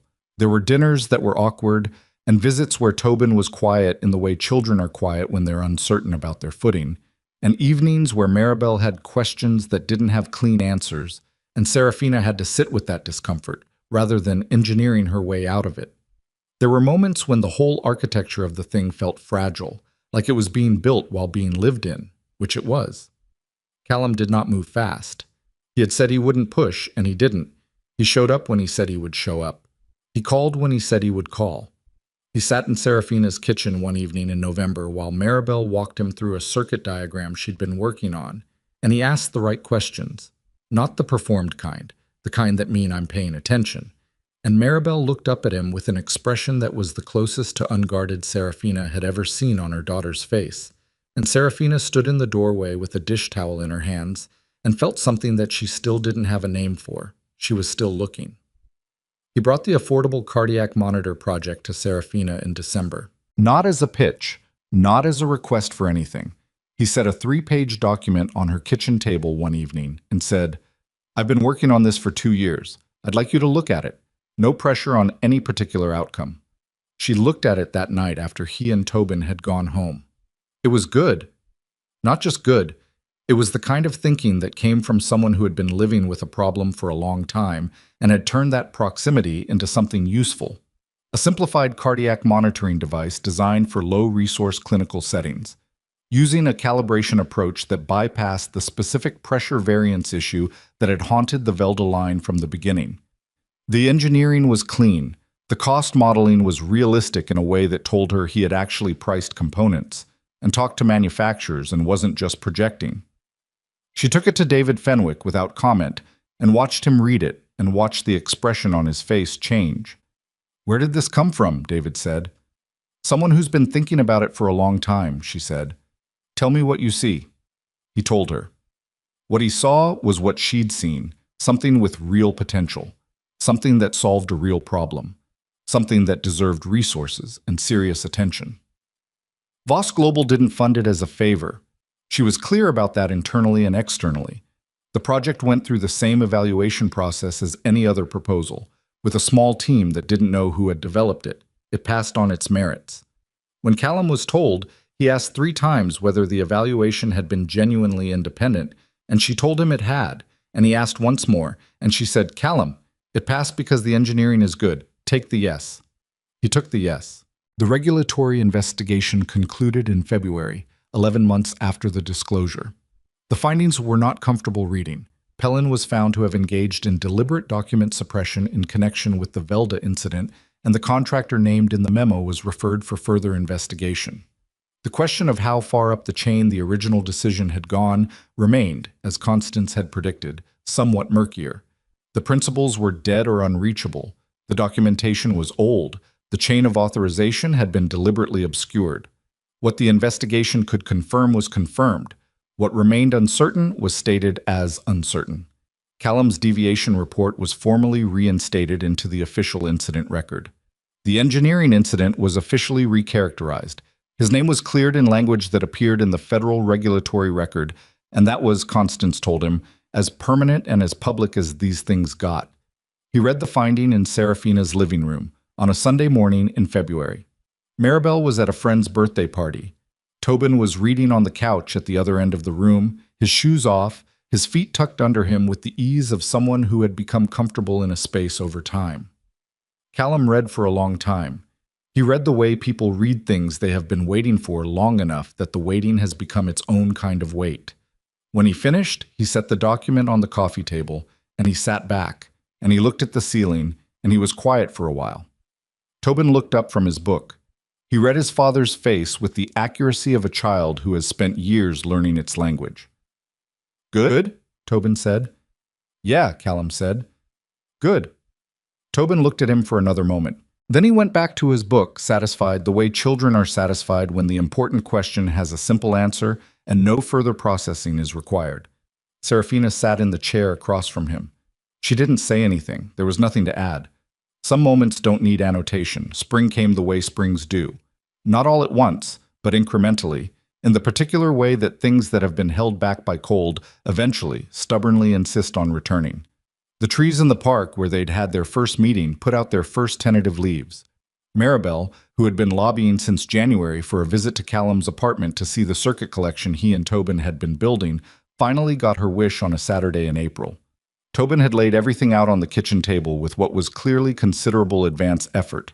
The circuits organized by complexity, the tools arranged, a notebook of diagrams he'd been keeping. He walked Maribel through it with the seriousness of a curator showing someone an important collection. She asked questions he couldn't all answer, which he handled by writing them down, which she approved of. Callum and Serafina sat in the small living room with coffee and the intermittent sounds of the kids arguing pleasantly about soldering. "She asked me last week if she could call you Dad," Serafina said. He went very still. "I told her that was her decision and yours," Serafina said, "that she could ask you herself when she was ready." He looked at the doorway through which they could hear Maribel explaining something to Tobin about circuit resistance with the confidence of a person who has read exactly one chapter more on the subject than her audience. "What did she say?" he asked. "She said she'd think about it." Serafina looked at her coffee. "She's methodical. She gets that from you. She gets the circuit drawings from you." He was quiet. Outside, the city was doing its Saturday thing, distant and indifferent and constant. In the kitchen, Tobin said something that made Maribel laugh, a real laugh, the unself-conscious kind, and Callum and Serafina both heard it at the same moment and both said nothing, because some things arrive quietly, and the right response is just to let them. There is a particular kind of truth that only becomes visible from a distance. Not the truth of facts. Those arrive on their own schedule, in audit reports and regulatory findings and DNA tests and old photographs sliding across marble floors. But the truth of what a life has actually been about, what it cost, and what it made, and whether the making was worth the cost, that kind takes longer. It requires enough space behind you to see the shape of the road you walked. Serafina had spent 15 years believing that clarity was something you achieved by keeping things clean. Clean decisions, clean lines, clean separation between the personal and the professional and the complicated territory where they overlapped. She had built an empire on that belief, and she had also built, in the spaces around it, a loneliness she had learned to call something else. What she understood now, not neatly, not with resolution, but honestly, was that the clarity she'd been after was a different kind than the one she'd been practicing. It wasn't the clarity of keeping things separate. It was the clarity of being willing to see them whole, the good and the damage that lived inside the same inheritance, the love and the loss that lived inside the same story. The man she had known at 22 and the man he'd become, and the distance between those 2 points that had been somebody else's choice and had remade both of their lives regardless. You did not get to undo that kind of thing. You got to decide what to do with it from here. Callum was not the person from the photograph. She knew that. Neither was she. They were people who had been formed by the years in between, years that had been hard in their separate ways and had left marks that didn't fully disappear. They moved carefully around each other, still. There were evenings that ended with the particular tension of 2 people who have too much history to be easy and too much feeling to be indifferent, and they were both, in their different ways, stubborn enough to keep showing up anyway. That was not a fairy tale. It was something more durable than one. On the morning of Maribel's 7th birthday, in the garden behind Serafina's house, Callum arrived with Tobin and a small tree, the kind that had grown beside the Millhaven Clinic, a flowering variety that bloomed in early spring. He had found it at a nursery and bought it without ceremony and brought it in the back of Tobin's wagon, which Tobin had expressed opinions about but ultimately agreed to. Maribel looked at the tree. "For the garden," Callum said. "If you want it there." She looked at it for a moment with her head tilted, assessing. Then she said, "Yes, by the fence, so I can see it from my window." They planted it together, the 4 of them, which was a more complicated process than anticipated because the ground was harder than expected, and Tobin had strong opinions about the angle, and Maribel kept measuring the depth with a ruler she'd brought out for unrelated reasons and put to use with her usual pragmatism. Serafina's hands got dirt on them, and she left them dirty, which was not something she typically did. When it was in, they stood and looked at it, small, tentative, improbably present. Maribel looked at Callum. "Dad," she said. Not a question, just the word. Trying it out, placing it in the air between them to see how it landed. He looked at her. The same expression she had seen in the dining room, the undone one, except different now. Not undone by shock, but by something quieter and more complete. "Yeah," he said, "I'm here." She nodded once, with satisfaction, the matter decided. Then she went inside to get juice for everyone because it was her birthday, and she had decided refreshments were the next priority, and her footsteps crossed the porch and the screen door swung shut behind her. Tobin was examining the tree with the focused attention of a future architect calculating its structural prospects. The garden was quiet and bright, and smelled like turned earth.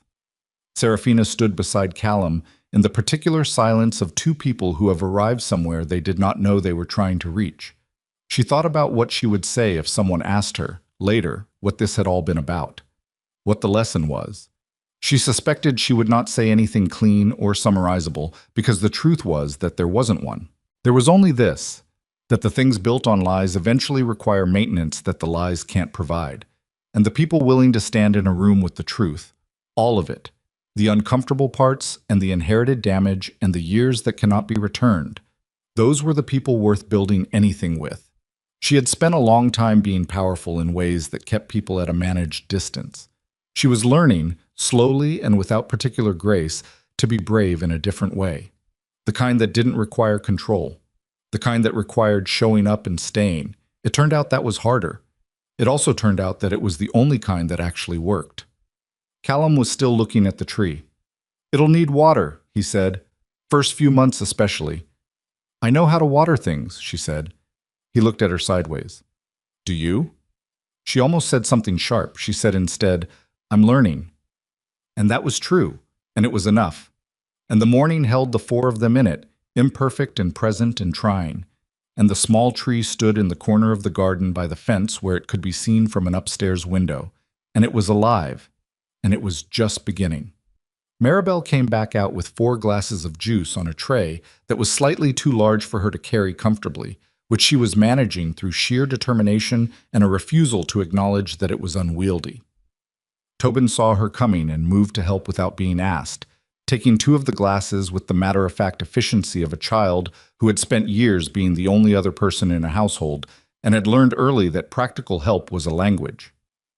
"Thank you," Maribel said. She said it the way she said most things, directly, without the performative warmth that adults added to simple exchanges. She meant it, so she said it. That was the whole of her social calculus. They sat on the back steps, the 4 of them, in the slightly awkward geometry of a group that was still figuring out its own arrangement. Maribel had decided that Tobin should sit next to her because she wanted to show him something about the fence that she thought had structural problems. And Callum ended up next to Serafina, which neither of them commented on, because commenting on it would have made it into something it didn't need to be made into yet. "The third post from the left," Maribel was telling Tobin, pointing. "See how it leans? Mom says it's fine, but it's not fine. It's going to be a problem." Tobin studied it with appropriate gravity. "Have you measured the angle?" "Not yet. I don't have the right tool." "I have a level app on Dad's old phone," Tobin said. "It's pretty accurate. Not professional accurate, but good enough for a fence." Maribel looked at him with the expression she reserved for people who had just demonstrated useful knowledge. "Bring it next time." "Okay." Serafina watched this exchange and felt something she couldn't have named precisely. Not quite pride, not quite relief, something in the neighborhood of both. The careful formality of their first meeting in the park had worn down over the months into something more like this. 2 children who had decided, with minimal adult involvement, that the other person was worth their time. It had happened at its own pace and in its own terms, and she had learned, with considerable effort, to leave it alone and let it be what it was. "The tree needs a name," Maribel announced. She was looking at it again, the newly planted thing in the corner of the garden, its root ball still settling into the disrupted soil around it. "Trees don't need names," Tobin said. "Everything benefits from a name," Maribel said. "It makes you pay more attention to it." Callum looked at Serafina. She kept her face straight. "What kind of name?" Tobin said. "Something that means something, not just a random word." Maribel turned to Callum. "You picked it. You should name it." He looked at the tree. He was quiet for a moment. "The clinic," he said, "where your mom and I first met." There was a tree outside like this one. The people who worked there called it. He paused, thinking. Clara, I don't know why. It was just what they called it. Maribel considered this. Clara, she said, testing the weight of it. Okay, Clara. And that was that. The tree had a name. Maribel moved on to telling Tobin about the fence post with renewed focus, and Callum looked at the garden, and Serafina looked at her juice glass, and neither of them said anything about the clinic or what it meant that the tree from outside it was now in this garden, because some things were complete without being spoken. The public piece of it, the statement, the coverage, the regulatory outcome, had generated conversations Serafina hadn't anticipated. Not from the press, not from the board, but from people she knew. Colleagues who sent notes that were careful and awkward in the way notes are careful and awkward when someone isn't sure whether to say, I'm sorry or good for you, and ends up saying something that is neither. Former classmates who had known her father and who wrote with the uncomfortable tone of people reassessing a memory they had held as fixed. 3 women who had worked with her in the company's early years, who sent a joint message that said simply, we always thought something was wrong with that story. Thank you for saying what it actually was. She had not expected that one. She had sat with it for a while. Fletcher, the board member from the dining room, had requested a meeting in January. She had given him 30 minutes, and he had spent most of it being uncomfortable, which she watched without helping him, because she felt he was entitled to the discomfort, and she was not obligated to manage it for him. What he eventually arrived at was this. He had known Pellin. They had played golf. He had heard, years ago, some version of a story about a difficult engineer on the Velda project, told in the particular register of people who share information as social currency without examining its source. He had repeated it in the way people repeat things. He did not know whether it had done any specific damage, but he suspected it hadn't helped.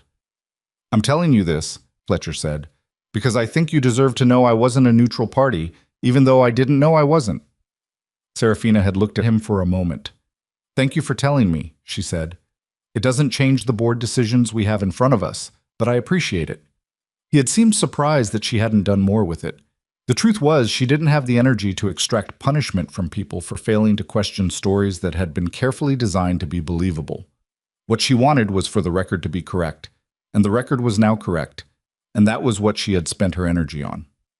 She told Callum about the Fletcher meeting during one of their evening calls. What did you feel? He asked.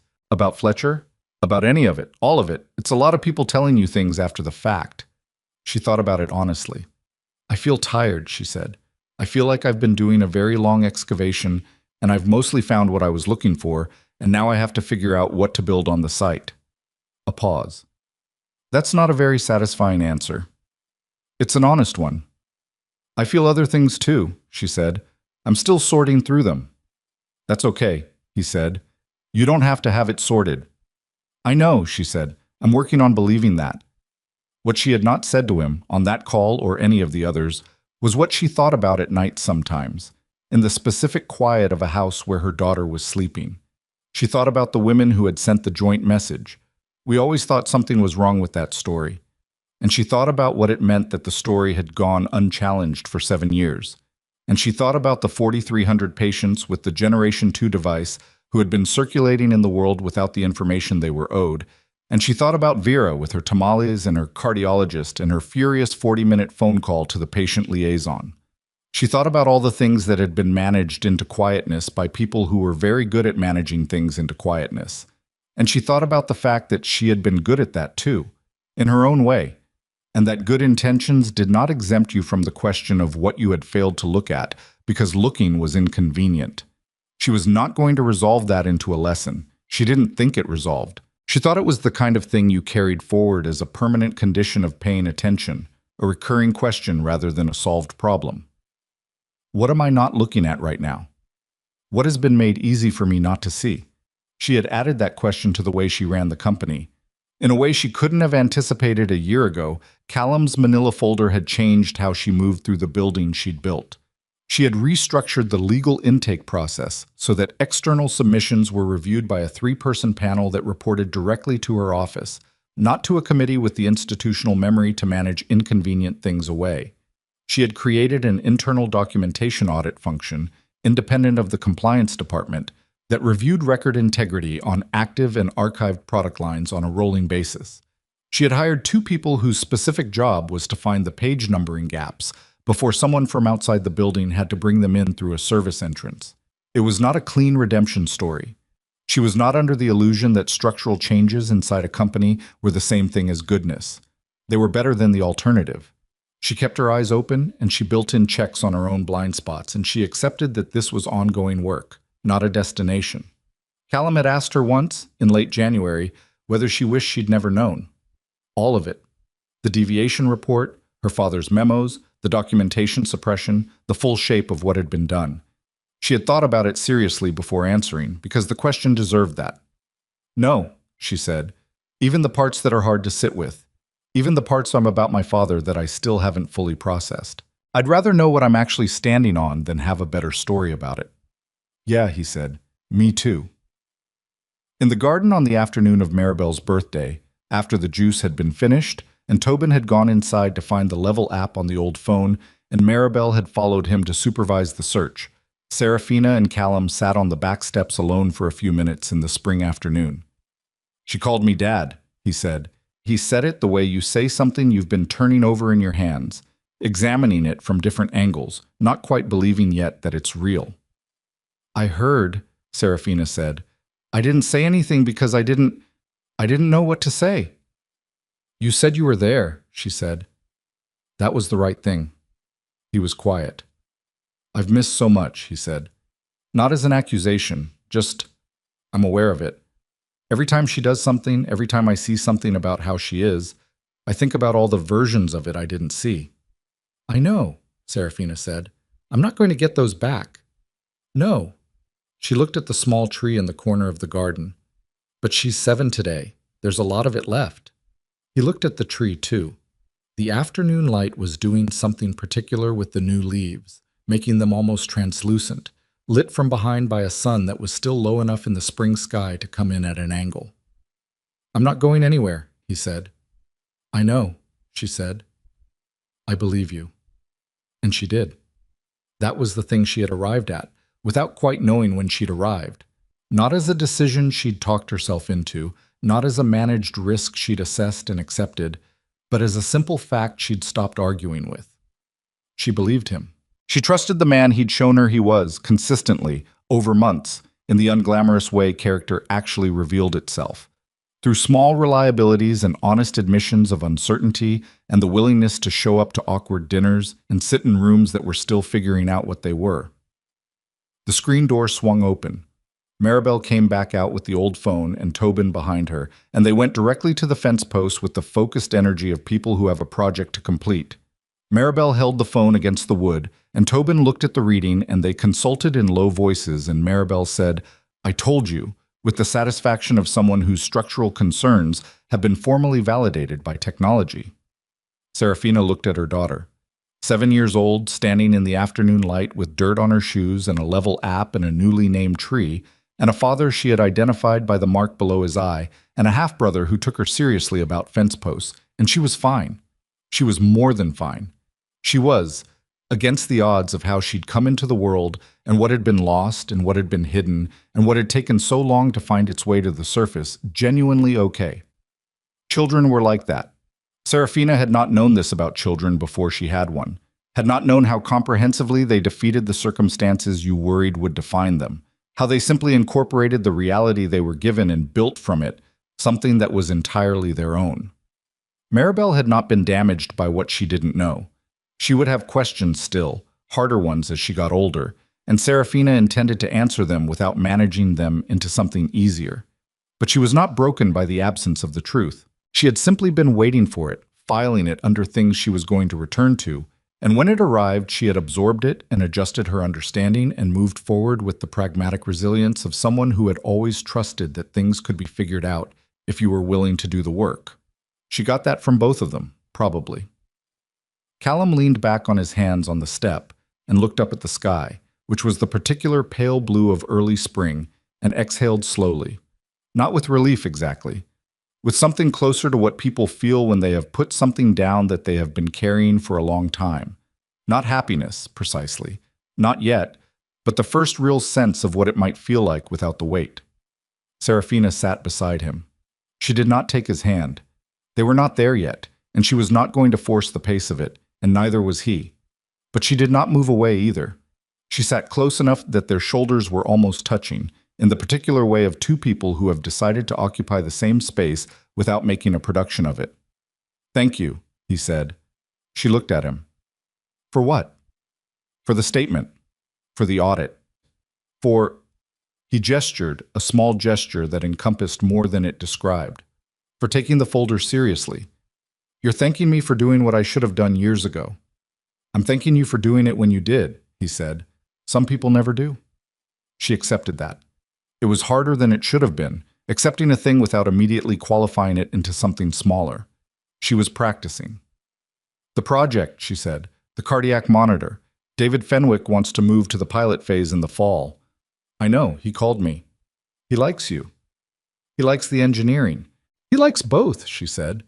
"He told me it was some of the cleanest problem-solving he'd seen in 15 years. He said it in the tone he uses when he's annoyed that he's impressed." Callum almost smiled. "I'll take it." "You should. You earned it. The evaluation was real." "I know," he said. "You told me 3 times.